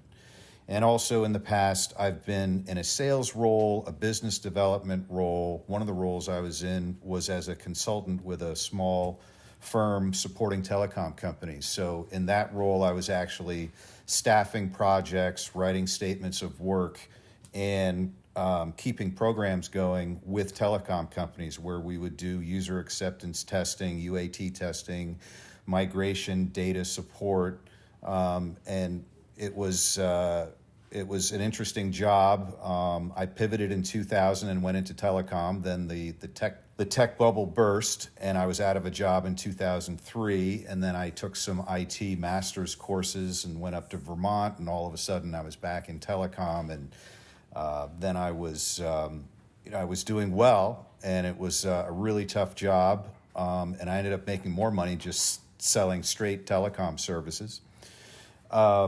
And the history is kind of relevant because after that, I got involved in a relationship and came down to South Carolina and said, I don't want to do telecom anymore. And I did get burnt out. I got to the point where one day I was like 8:15 in the morning and I was looking at a spreadsheet and I couldn't really see the numbers and nothing was making sense. And I think on top of that, the challenges that I've had in my life with drugs and booze have not made my health any better at all. So I don't think I have those issues anymore. And at my age, I am focused on health. I've made a lot of improvements. I am really trying to learn more about what foods are good. And that's a pretty deep rabbit hole. And I am interested in learning more about that. And I do manage a cholesterol level. And, I have interesting debates with my doctor, who is a real doctor. And, I'm not a doctor at all. And sometimes I don't agree with what my doctor says. And it's not exactly a fair fight. But in terms of my career, I'm thinking about another pivot. And I'm working for a solar company. It's a partner of SunPower, which is a Fortune 1000 company. So there could be some opportunities finding some markets where SunPower is not right now and just going and back into sales and doing the whole thing. I think things like fulfillment by Amazon and becoming an expert and maybe working for a marketing firm and handling accounts and eventually selling my own product. That's something that could be very good. As I've mentioned before, lead generation is a very, very valuable expertise, and I'm seeing that now in my local business. And I'm the first person that leads talk to for my company, and I actually educate them on how to buy solar because they're not educated at all in that regard. And I also look even deeper at my age, like, do I want to embrace some things that formerly I felt I was limited on? And that's things like finance. So, kind of kickstarting and learning more about what's out there, because everybody has a perspective and something to bring to the table, and turning thoughts into actions and becoming someone of action is definitely what I am ready for. So are you stuck right now, do you think? I think in the past I have been stuck, and I think part of that was, being in a relationship, making a commitment, living up to expectations that I don't think work for me anymore, but just being stubborn and being tough. When I look at the Charleston, South Carolina job market, it's not the most robust job market. But at the same time, people, when they don't really know what they want to do, they sometimes look around, they don't see much, and that's bullshit. It's never true. There's always something that you can do, and there's always something there. You just got to poke around, and you got to be open to things. So yeah, I have been very frustrated in my life and stuck. And part of that is just some high expectations with my education and my upbringing. And so, that kind of stuff doesn't help me. But there have been times where I've pivoted, I've had great successes, I've had spectacular failures, I have bounced back, and I am ready to do it again. And I think in the last year and a half, there have been some times where, I keep saying to myself, what's wrong with me? Because I am of value. So why am I not turning this into something? Why am I not doing a job that I like? Or why am I not just doing a job? And so I've kind of bounced back from that already. And, the job that I have is okay, but I need to make more money, and I need to challenge myself more. And just like in the past, when I can focus on an area and make a decision that says, all right, that's the direction that I'm going, then way more than half the battle is already won. So that's what I'm interested in. You can do something totally new, like teaching. I could. was thinking of that out of nowhere. I could, and I was told often in my life that I would make a good teacher. And you seem like you're doing teaching sales, basically. Yeah, you're not doing door knocking. Right. You're doing teaching sales. Right. An education. Educational sale is of much more value. But yeah. So lots of ideas, and I'm really good at thinking about a lot of ideas. You might say I'm very good at browsing those things, but again, turning thoughts into actions is where I need to be. Maybe you're tired of business. I know. For a while, I was a teacher. I was a professor when I was in my 20s. And just before I turned 30, I got very lucky. I got a professorship in Japan. And it was pretty interesting being a professor. It was really interesting. I did it for about 3 years, I think. And then I quit. I quit because, I was a successful teacher. And I quit because I got too much respect. Because I thought I'm going to die with this job. Because students were loving me. I was voted teacher of the year. And people would come into school and they're like, I respect you so much. I'm like, for what? I don't even know you. And I realized it was going to kill me. Because I like to be under the gun. Right. I like to be the new guy. I like to be the guy trying to do something, right? Driving the motorcycle, pushing the boundaries. And it was just too comfortable for me. It was just fuck.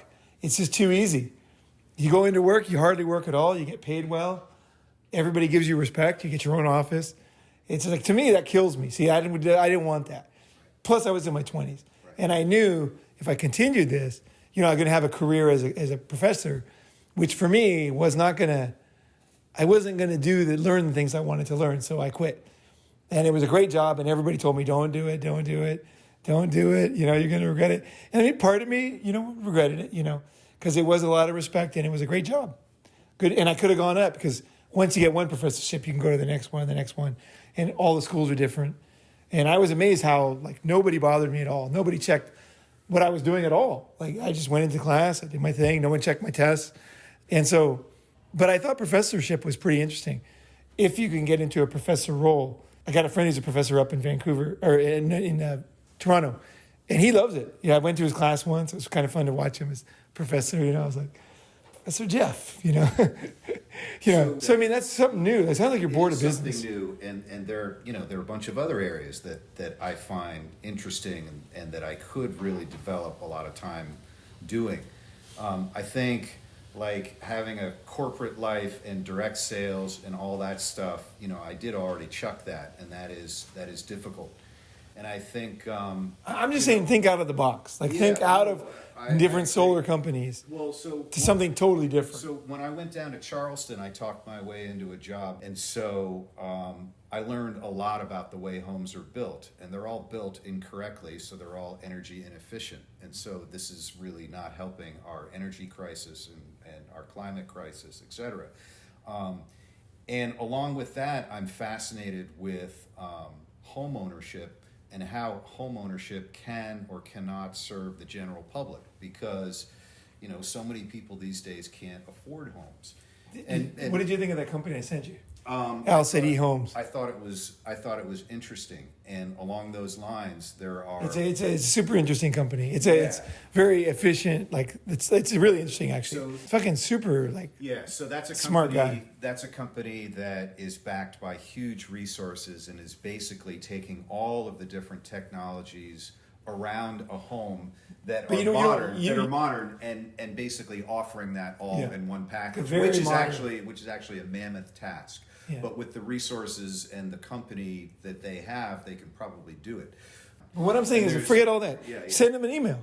Call them up. Oh yeah. Go meet Al City Homes and fucking see what's going on. So there is an email that I need to send to a company here in Austin. They're doing 3D printed homes. They have one on 17th Street. We were talking about 3D printed homes before. And so there's all these different technologies, and to the extent that they can bend the cost curve down, I've always had an interest, and this will probably resonate with people because we kind of realized that it used to be traditionally that there was a conception about the kind of home that you would want. It's a pretty big home, and the 30-year mortgage, and those things for a lot of people are becoming harder and harder to achieve, which means that the market should be trying to meet the demand of a new potential homeowner. And so people are also looking to feel like, how can I live my life in a less complicated way? So, a micro home, 1,200, 1,500, 1,800 square feet, that's all energy efficient, super low operational costs, something that you could live in, something that you could rent out part of the time while you travel. I think the market is just dying for that opportunity, but each time the technology is something where they just can't. So that is an area, as you can tell, that I'm pretty fascinated with. Here's what I get out of that is when things change, like Kenji was talking about things changing, right? When things change, okay, so say you build homes, right? And then along comes a 3D printing company. They don't need any workers, right? They just got this concrete thing that goes in circles. It's like beep, beep, beep, beep, beep, and it prints a house, right? It's pretty cool, actually, if you watch the 3D printed homes that they're making. It's amazing.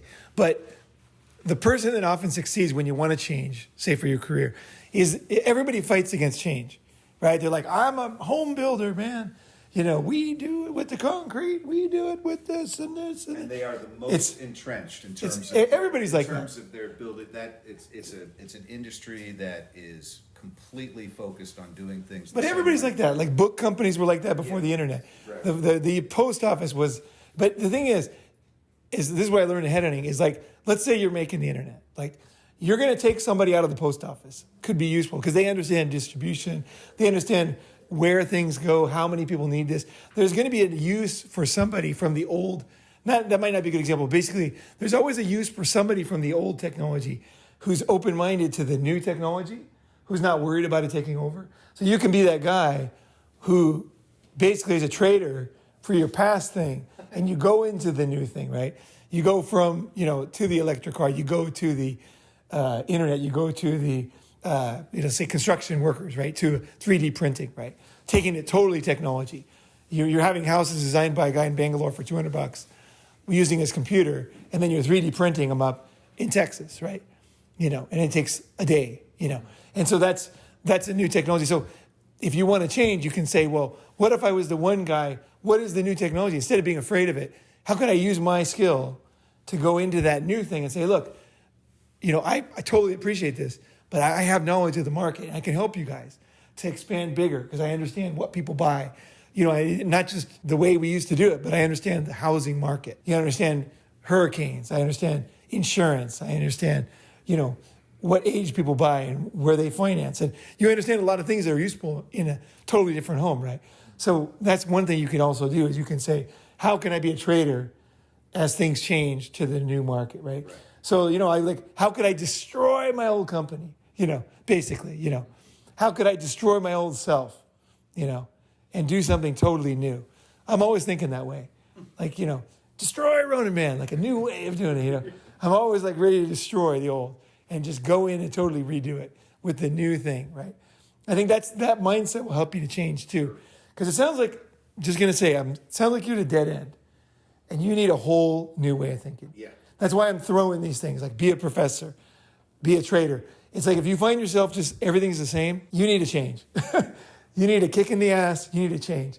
You need to go out there and do something new. Yeah, so that's like in the times where I've actually been able to say, this job sucks, and it's not because I'm not tough enough, it's because it actually sucks. Yeah. I am going to pivot, and I've successfully pivoted. And the times that I've done that, I've congratulated myself on survival. And sometimes it's just like, you got to know when it's just a dead end, and you got to know when you're done. I quit teaching. Fuck it, I'm done. Good. I'm done being a professor. Anybody has ideas? You guys heard what everybody's saying, right? So when you kind of go about your day, you just kind of remember, like, how can I say something? How can I, YouTube channel. Great idea, Raj. Yeah, pointing out things you used to dance around. You don't have to like toe the line anymore because you can totally just call things out. Like, this is stupid. Everybody keeps doing this, but this does not fucking work. And it's stunning the lack of education they have. They don't know what they're buying. They don't know how to understand the value. And, in one respect, I really don't like the association to the point where it's like, fuck this industry. But on the other hand, just like what I'm doing now when people call up and I'm telling them how to look at proposals and how to understand the assumptions in the proposal, and the more optimistic the assumptions are, the better the proposal looks. But it's bullshit. A YouTube channel where I can show people how to be armed and how to get the best value that they can is the same. It would be an extension of what I'm doing right now, talking to my customers and just saying, this is what you need to do to make the best decision for you. And so I'm enjoying that. I would think more radical. Yeah, no, you're probably right. Fuck solar. I'd think efficient homes. It's efficient homes. That's the future. It's not just one part. It's like the battery connects to this, and this thing's more efficient, and the heater is HVAC, and everything is more efficient. It's like selling that whole home, and then you're selling fucking homes, right? Well, ultimately, that's huge money. Ultimately, that would lead to being able to attract investors into development so that you can see a piece of property that's being developed, and it's being developed in a different way than all the other neighborhoods. Well, who knows where to lead? Right. That's the thing. You don't know. It might lead to that. Exactly. Yeah. It might lead to something totally different. Yeah. But once you go into like something new, I'd say fucking start a YouTube channel or shut up. Get it done. Right. Same thing with you. Meet some girls. Do it this weekend. Quick thing with the YouTube thing. There's things about it that you could just say, make a couple videos and just get it out of your fucking system and then move on to something else. Right. It's just an idea, just throwing it out there. I have many YouTube channels, and I got probably 6, and like some of them never went anywhere, and other ones I didn't think they were going to go anywhere, and then they ended up going somewhere, right? So you never know when you start. Another seed to plant. You just never know. Well, it's you never just know where it's going to go. You just don't know. It might be exciting. But I had to start 6 channels, and I have 3 that are very exciting. 2 of them are kind of similar, and then the other one is totally different, right? So, I thought there was one channel, I was sure this is going to be the one. This is going to be the winner. I had the fucking idea, and I made the videos. I think they're fucking great, but nobody watched them. I have no idea why. Like, it's like, I think they're the best, But it's like, I think it's the most exciting topic, but the thing is, you live in the real world, right? So, you try, you see what people do. Yep. They're going to give you feedback, and just fucking try. Just fucking start making a channel. Okay? I'm Gilbert. I'm from Houston, Texas, and saw your videos, and I had to come over here and make sure and try this out. But my main goal is to work out, get a six pack. That's my main goal. You know, Planet Fitness is like $10 a month or something. You know, we can go to Planet Fitness and do the workout. That's fine. So okay, so you want to get okay? I like it. That's a good, simple fucking thing. I love it. I love it. And if you get that goal, that's a big deal.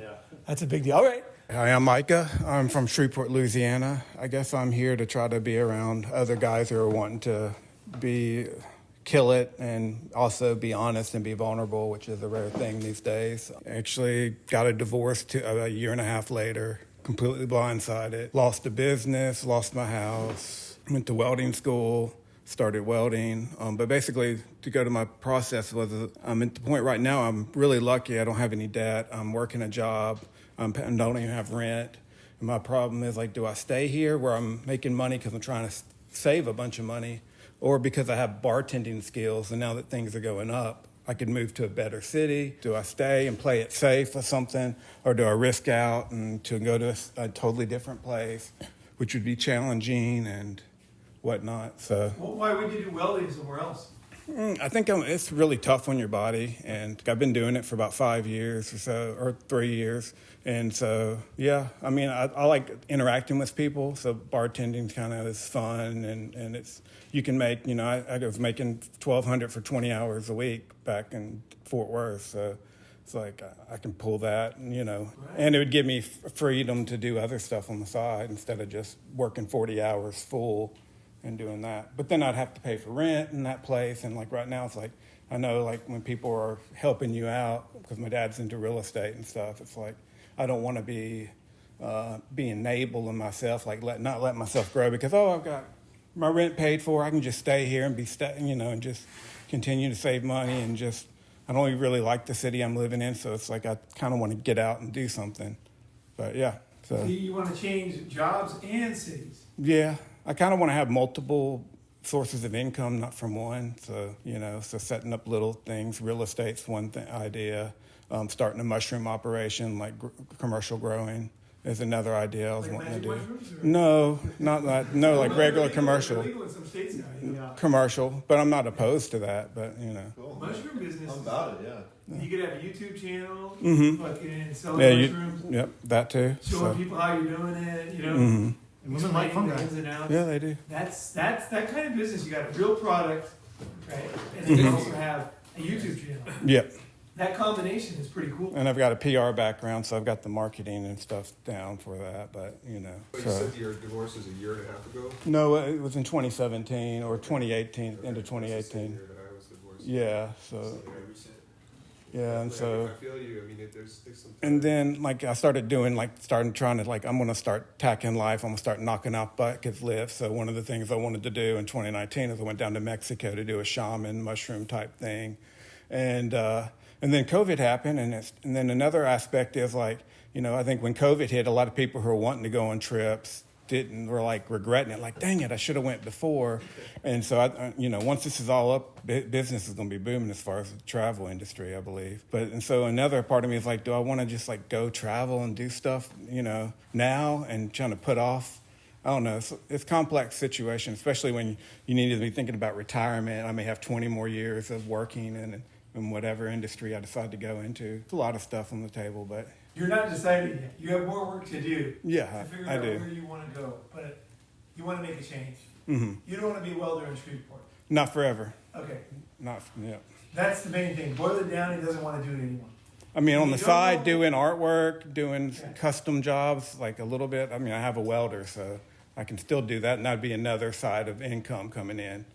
But no, I don't want to do it as a fabrication production welder. It's just doing it every day for, So you could call me Sam. So what I aim is to, because Ronin Man inspired me to follow his footsteps. So I want to learn his ropes. So what he does is he connects people here, right? So we could get his welding and his 3D printing to Asia, where they have abandoned oil palm fields. Right, you 3D print buildings, you weld it with the mushrooms. All of a sudden, you got 2,000 acres of mushroom growing.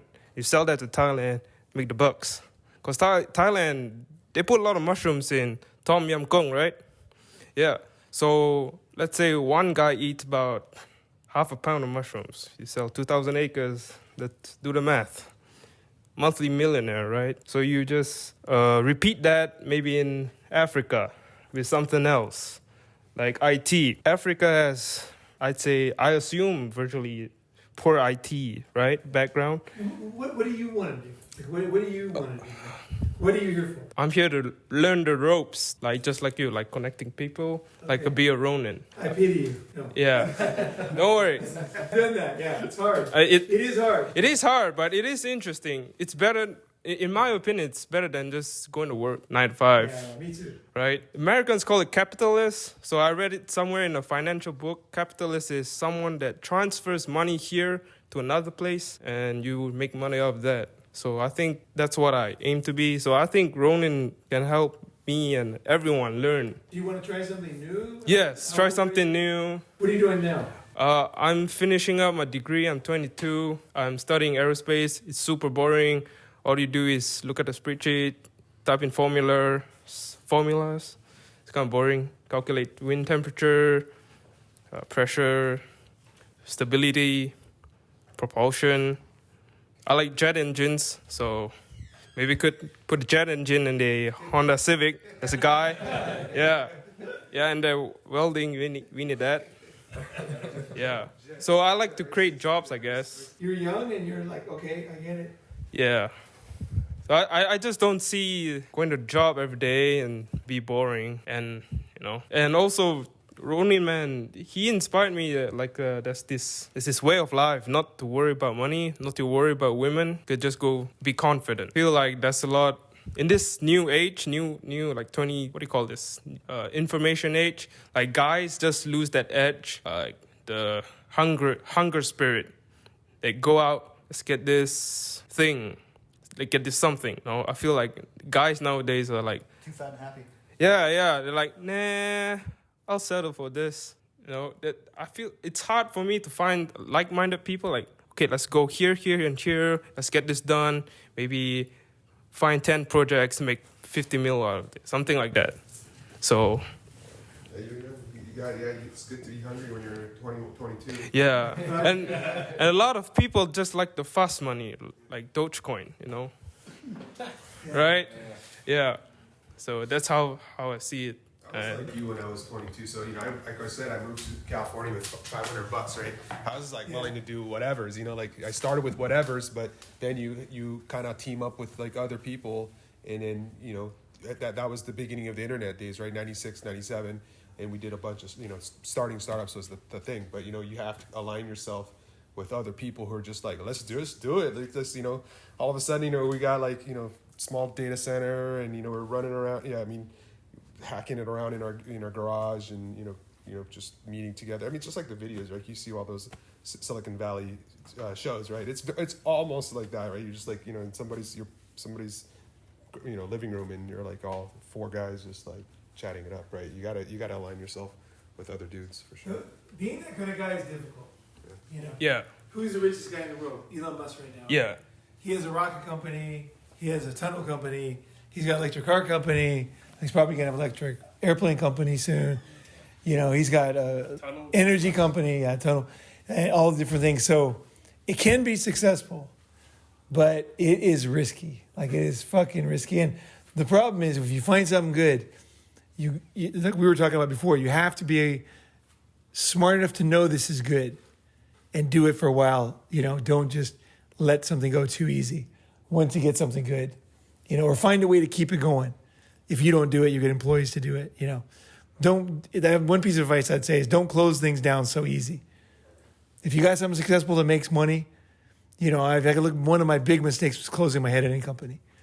That was a huge mistake because I was making money so easy and I was so good at it. I didn't realize it. At the time, I thought, well, I'm just headhunting. Actually, I was a very good headhunter, right? And that's very rare. And I had my own company, so it was all profit. I shut that down too easy. I mean, I moved to China. It was exciting, but if I could do it, I would have left my team in Japan, kept it going, had 2 irons in the fire. That one making money, my business in China, and had 2 things. So that roving spirit, trying new things, be aware that if you're doing something really good, don't let it go so easy. Like if you're making good money, find a way to keep that. Don't be so black and white. You just shut it down. Like I was just like, fuck it. I'm shutting this down. And it's like, that was a nice $36,000 a month coming in. That was pretty sweet. Without any work, almost. I was like, I shut that down a little too easy. Yeah. Do you have capital to, like, after you do your schools, to take some time to travel? Because I think guys that are 21, 22, 23, those are like the years, like, super good to, like, travel a bit, right? Like, if you can somehow wing it, you take, like, three months and just like, go around, like, with minimal everything, just go around and try to travel, and then you'll meet all kind of people, and then that'll boost your confidence, right? Because you just, like, deal with all kind of weird scenarios. Plus, travelers tend to be more like that. They're trying to make a project work. Exactly. In Brazil or whatever, So yeah, traveling when you're about your age, like I would say, like between 22, 25, I did, like, I went to Brazil and Prague, and it helped a lot. Okay, everybody's talked about Luke and Chime Time. Well, I mean, I'm not going to talk too much about myself, but just some information about traveling and work. I didn't really get to travel. Yeah. Speaking of not talking about myself, I didn't get to travel too much until I was 29. I just got sucked into going to school, getting a job during a really tough economy. I hope things are better now. And then just focusing on working myself, up to different careers, changing positions, whatever it was. But I never gave myself enough time to actually travel and get to know people. And my progress before traveling, I traveled at 29. I was like, you know what? I'm going to make up for my lost 20s. I'm going to do it all in 1 year. And I did. It was crazy. My progression at work after that year of travel was so much faster and more fluid than it was before the traveling. So definitely make sure to get that experience too. It's equally valuable as your education. Yeah. Maybe that kicked it off for me too. Yeah, let's go. Luke hasn't talked yet. Okay. It's mandatory. Mandatory? Say something. Okay, I say something. Luke's been to a lot of stuff. Well, my handle is Walter Wrong, and the reason why I like that name is, I'm married. I'm in my 50s, and I have 2 kids. They're teenage girls. I used to argue a lot with my wife. That's why I gave myself my name Walter Wrong, because I always tell her I'm not always right, but I'm rarely wrong. Shut her up. All right. How did I get here? Actually, this happened, I would say 10 years ago, because of my mom had dementia, and that started everything. And she worked all her life really hard, and then finally she lost her mind. And then she was always worrying about money. It was kind of strange. That made me thought about money. Then then when Google came up, not Google, YouTube came up, or the internet, I started. You can ask a bunch of questions there, which is cool. It's like the library. When I was in college, it's very, very hard to research anything. You have to go through shelves and books and this and that. So now with the computer age, everything is so easy. So I try to find out how to live free. I said, I don't need money. It's very stressful. I seen what money did to my parents, how they argue about money and cause her to lose her mind. And I thought it's gonna happen to me. I thought it's hereditary. That's my one big fear. Then I was complaining about my life, about my relationship to my sister. And then she said, oh, you want to live a free life? There's this group of people called MGTOW. And I said, oh, okay. So I looked it up and what it was and blah, blah, this and blah, blah, that. Yeah. Your sister. Yeah. I said, how the hell you know about it? I have no idea how she knew. I didn't know about it because I don't search for those things. I was just like a regular 9-to-5 guy working. I did what you guys call the American dream, go to school, get an education, get married, find a woman, get married, have kids. I did all that. And I didn't know it. I did it subliminally. And by listening to you, you seem like it's programmed. It's sold to you through the media somehow. I know, sometimes I heard, it's sold to you. And they said, that's what you need to do. So I did it. Then I was commuting, and then somehow your videos popped up, and then I like your videos because it's an hour long, and when I drive, I could listen to it, and I don't have to look at it, because I said, oh, it's just, there's nothing to see. It's just, but I could hear it.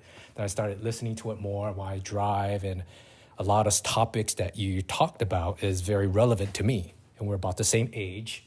You had a lot of experience. I had a lot of the same experience, so not to that degree, but I resonated with you, and then I liked what I heard, and I said, oh, that's a kind of a cool guy. Maybe he's like a Kumari, one of those fake gurus or something. Then I said, oh, I want to meet him. And then finally you had some summits in Bangkok and this and that. I didn't want to go there because I was not interested in that. Then one day you said Japan came up. I said, I want to go to Japan. So I thought he was just one of those conference things that you go in, he'd give a speech for 2 hours, and then you leave, and then I could go traveling. I could go look around. And then I showed up, and I said, oh, he actually like a tour guide. I said, that's cool. You showed me around, and we went places, and then got to know, I got to know the area, so I wanted to go back. So you gave me a little taste of it, and you showed me around, so I'm not afraid of that place. So I said, oh, it's, so I enjoyed it. So that was so fun. That was so fun. Yeah. And another thing, I wanted to meet him because I think I like your philosophy in life and your way of your thinking. I thought about everything you've done. Everything. That's why I said, oh, he's pretty cool. Maybe if I could meet him, maybe I could absorb some of your essence and the way you carry yourself. So I wanted to see who you are. Are you that person behind the voice? And you are the person behind the voice. So it's great. So you're like Kumari. But I'm not like when I met you, it was really cool. Like when you came to Japan, Yeah. you were very different. Then you came to La Jolla. Yeah. Oh, actually, why I wanted to meet him is based on all his experiences. He said he doesn't drink, so I thought if I meet him, he could help me quit drinking. So I could see. That's one of the reasons too, besides the other reason. But I think I thought he could help me. I said, hey, maybe based on all his talks, he seems very smart, wise, and very articulate. And I said, maybe he could give me the answer on how to not drink. And then I was thinking, then one time, I think last time we met, I kind of talked about it. And what was it? Then he told me, maybe he can't help me, but maybe I should go to AA. Maybe someone there can help me. So that was COVID. So I went back and I tried to find some AA places, and there was none. They're all closed. So I started listening to people who drink and what they talk about. Yeah, they talk about their experiences, their drinking, their ups and downs, and then I was saying, geez, I drank all my life, and I got to this point in my life, and I'm thinking, hey, I'm not doing bad. Drinking's not harming me. So why should I quit? Yeah. Those kind of things. I said, it's all right. But still, I'm getting there. I don't drink as much as I used to. Instead of drinking hard alcohol, I just drink beer now. So it's a compromise. So life is a compromise. So sure. Yeah. So what else? That's about it. Well, and another thing, I like a lot of the way he carries himself, the way you think and the way you talk, and because of all the stuff I heard about the red pill and the female nature and this and that. And because I have 2 girls, hopefully I could learn something from this and teach them and bring them up a little bit differently. Marriage life is a little pretty rocky. And a lot of times you mentioned the sexless marriage, and everything you said, it's on the dot. And it was frustrating me before, but based on your explanation, I now understand, like, some people are very frustrated and they get angry. And when I hear it from you, don't get angry, you just understand it. And now I understand the relationship between a man and a woman. And my situation now, it was gonna naturally, to me, I concluded it's gonna naturally happen regardless who I was gonna be with, Most marriages. Yeah, but but coming from an Asian background is a little bit different because, before Asians, they're farmers. They have kids to survive and keep, you have to get labor to help you farm. It's not about sex. It's not about your pleasure. So I think I think maybe now what I'm thinking is a lot of Americans divorce because they're thinking about themselves and they're thinking about pleasure, sex-wise. And if I have no sex, I have no pleasure, then our relationship is done. Maybe I'm wrong. But even though we don't have the sexual part, we still have a family, we still have kids, we want to raise them right. And I want to. I don't want to just like say off you and say, forget it. I don't want to think about my own pleasure. I want to make sure I had the kids before I learned about all this stuff. So now I have to learn how to adapt and try to work within the system and, make sure they're okay. They grow up to be good, responsible people and not, so I hear a lot of other videos about abused kids and foster parents. And you brought up childhood trauma and all this stuff. And I said, I don't want to do that to them. And then now I'm looking at them. I said, bam, I wonder if I traumatized them already, based on my drinking. And they're watching me drink and this and that. So it got me thinking. And I said, how can I change for them and make them better? And in a way, I don't want to because I like it. I'm not like an angry drunk or nothing, but I like drinking, going out, socializing, going out. And, like you said, you like going traveling and see different places. What I like to do is go out and see different bars. So that's my travels. So anyway, that's about it. Okay. Yeah. The thing I like of you always, Luke is very, when he decides something, he's going to fucking do it. Like you say, I'm coming. Like you don't have to even worry about it. Luke's just going to knock on the door. Like it's going to be left. That's where it was all my life. Luke's here, because a lot of people say they're going to do something, they don't do it. Like this guy's 100%. He says he's going to do something, no feedback, black hole. He shows up. That's the way I lived up my whole life. I don't know if it's the. He doesn't do a lot of explanations. Well, I'll talk when we see each other. I don't want to. I picked up Luke from the airport, and he messaged me before, like ahead of time, like days ahead of time. He's like, I want to be dropped off 20 minutes away from the airport. And then, we pick him up, drive him 20 minutes away from the airport. And it turns out he had a whole bike trail path that he's like, I want to ride my bike. I've been wanting to ride my bike for a long time. I'm going to ride my bike. I'll meet you guys when I'm ready. That's what I want to do. I mean, I'm at an age. Going his own way. No, no, that's why I like you. Because I already kind of, I kind of like you. You with the females and the business. You've been there and done that. So you kind of.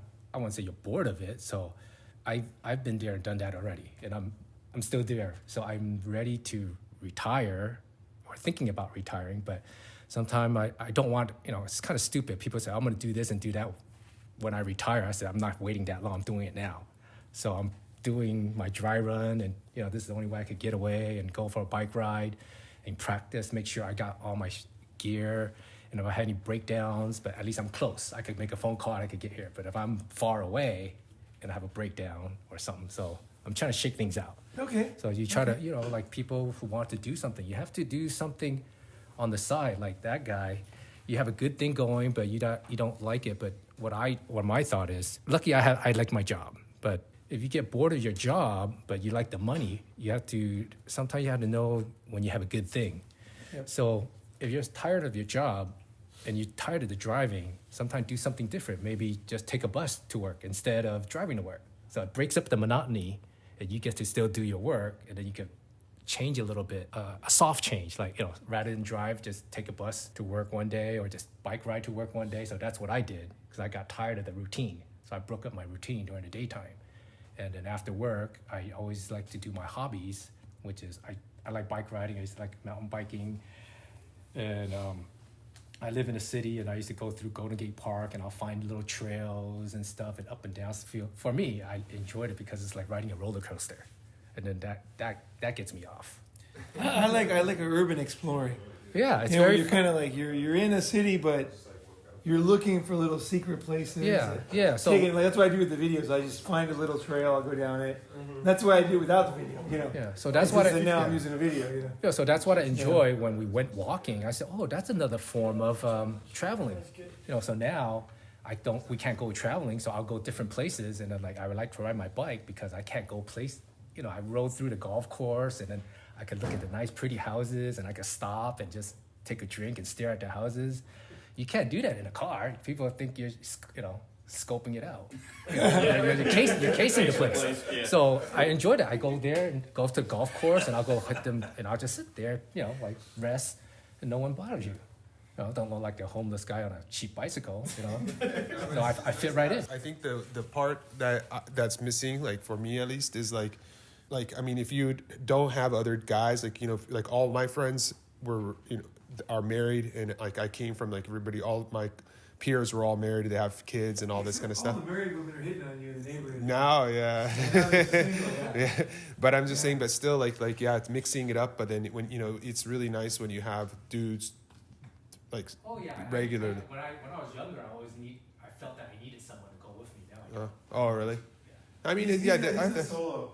No, I like this. No, I like to do solo too, but like, I'm not gonna rely on someone. What happened before is I would say, "Hey, dude, let's go dirt bike riding." He said, "Oh yeah, let's go." And I said, "Okay, we're going next Saturday." And he said, "Oh, sorry, I can't go." So I said, "Fuck, I'm gonna go by myself anyway." So I stopped asking. When I decide anyway, so that's why I like him because he did his own thing. But then at the same time, you need some alone time, some time to think, and time to reflect too. So. And then a lot of times, it's good reflecting when you're not under the influence, but sometimes when I'm under the influence, it helps me think too. I think about shit, and sometimes it helps. Yeah, Luke does subtle changes in his life that make big differences, right? So that's another way to look at it. And I always think that's very good because too many people now, they tell you, you got to quit everything. You got to do this. And it's like, that might not be the good solution for you. I don't want to ruin your life. You know what I mean? Truth is, there's many, many options, right? So try, see where you fit. See where you fit for yourself. What works for you is small changes. Luke, he does a great job of, traveling while he's doing this, having a family while he's doing this, and then also doing his little adventures, right? And those things, like me and Gabe went and we wandered into a abandoned shipyard, and it was pretty cool. And we just did adventuring one night, and it was fucking pretty exciting, We could have gotten, in trouble, but it was fun, And it was like just a little thing. We're just walking. I said, let's go through this fence. There's enough room to go. We're in New Jersey. We went through the fence, and it was still an exciting night. We came back. We were all pumped up. We took some pictures in there. It was fucking cool, There's that way of looking at it too, where you're not quitting drinking. You're not quitting your job. You're changing. You're changing. You're still changing, right? And you're finding a balance that works for you. Not listening to everybody else. You have to do this. You have to do that. You have to do this. Luke's like, fuck that. I like it, but I want to do a little bit of this and a little bit of that.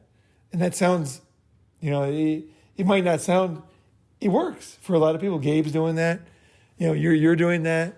A lot of people are making a job work and still having an exciting, unusual life. I think we might have to close it because it's already over 3 hours. I don't even know if YouTube will let me upload it. No, it'll let it. It'll let it. So I think we were talking about what John was saying earlier about different types of jobs, not getting burnt out or something. Like my balance is just finding a job. Like I imagine myself like a mercenary, right? Like I'm doing it. I'm a soldier of fortune. I just do it for the money, right? And in a way, that's what I'm doing for the government. But then what really motivates me is that it's really interesting work, and it's not even like stuff that I like. Like I'm doing work with law enforcement, and I have no interest in being in law enforcement. But I work on kind of like an auditing, financial oversight kind of position, and I look at all these different agencies, and even though it's not necessarily what I'm about, it just blows my mind what I'm actually seeing.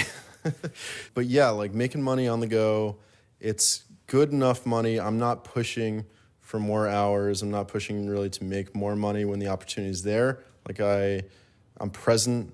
I do a little extra sometimes to make myself look good, so I get a raise at the end of the year. You make the money that you can go and do the trips you want to do, right?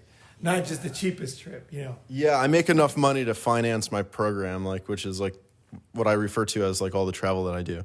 And I make just enough. And when I find when I make more, I just spend it. So but I don't want to do any more hours. So I kind of just do really high quality work really fast. Sometimes I do more work faster than everybody else can, and that allows me to I don't know, make more money and party more.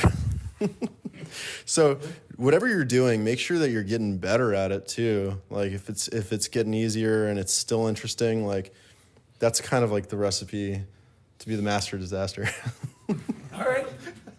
All right. So hey, thanks, guys. Let's close up this first meeting. And everybody got a good idea of who everybody is, right?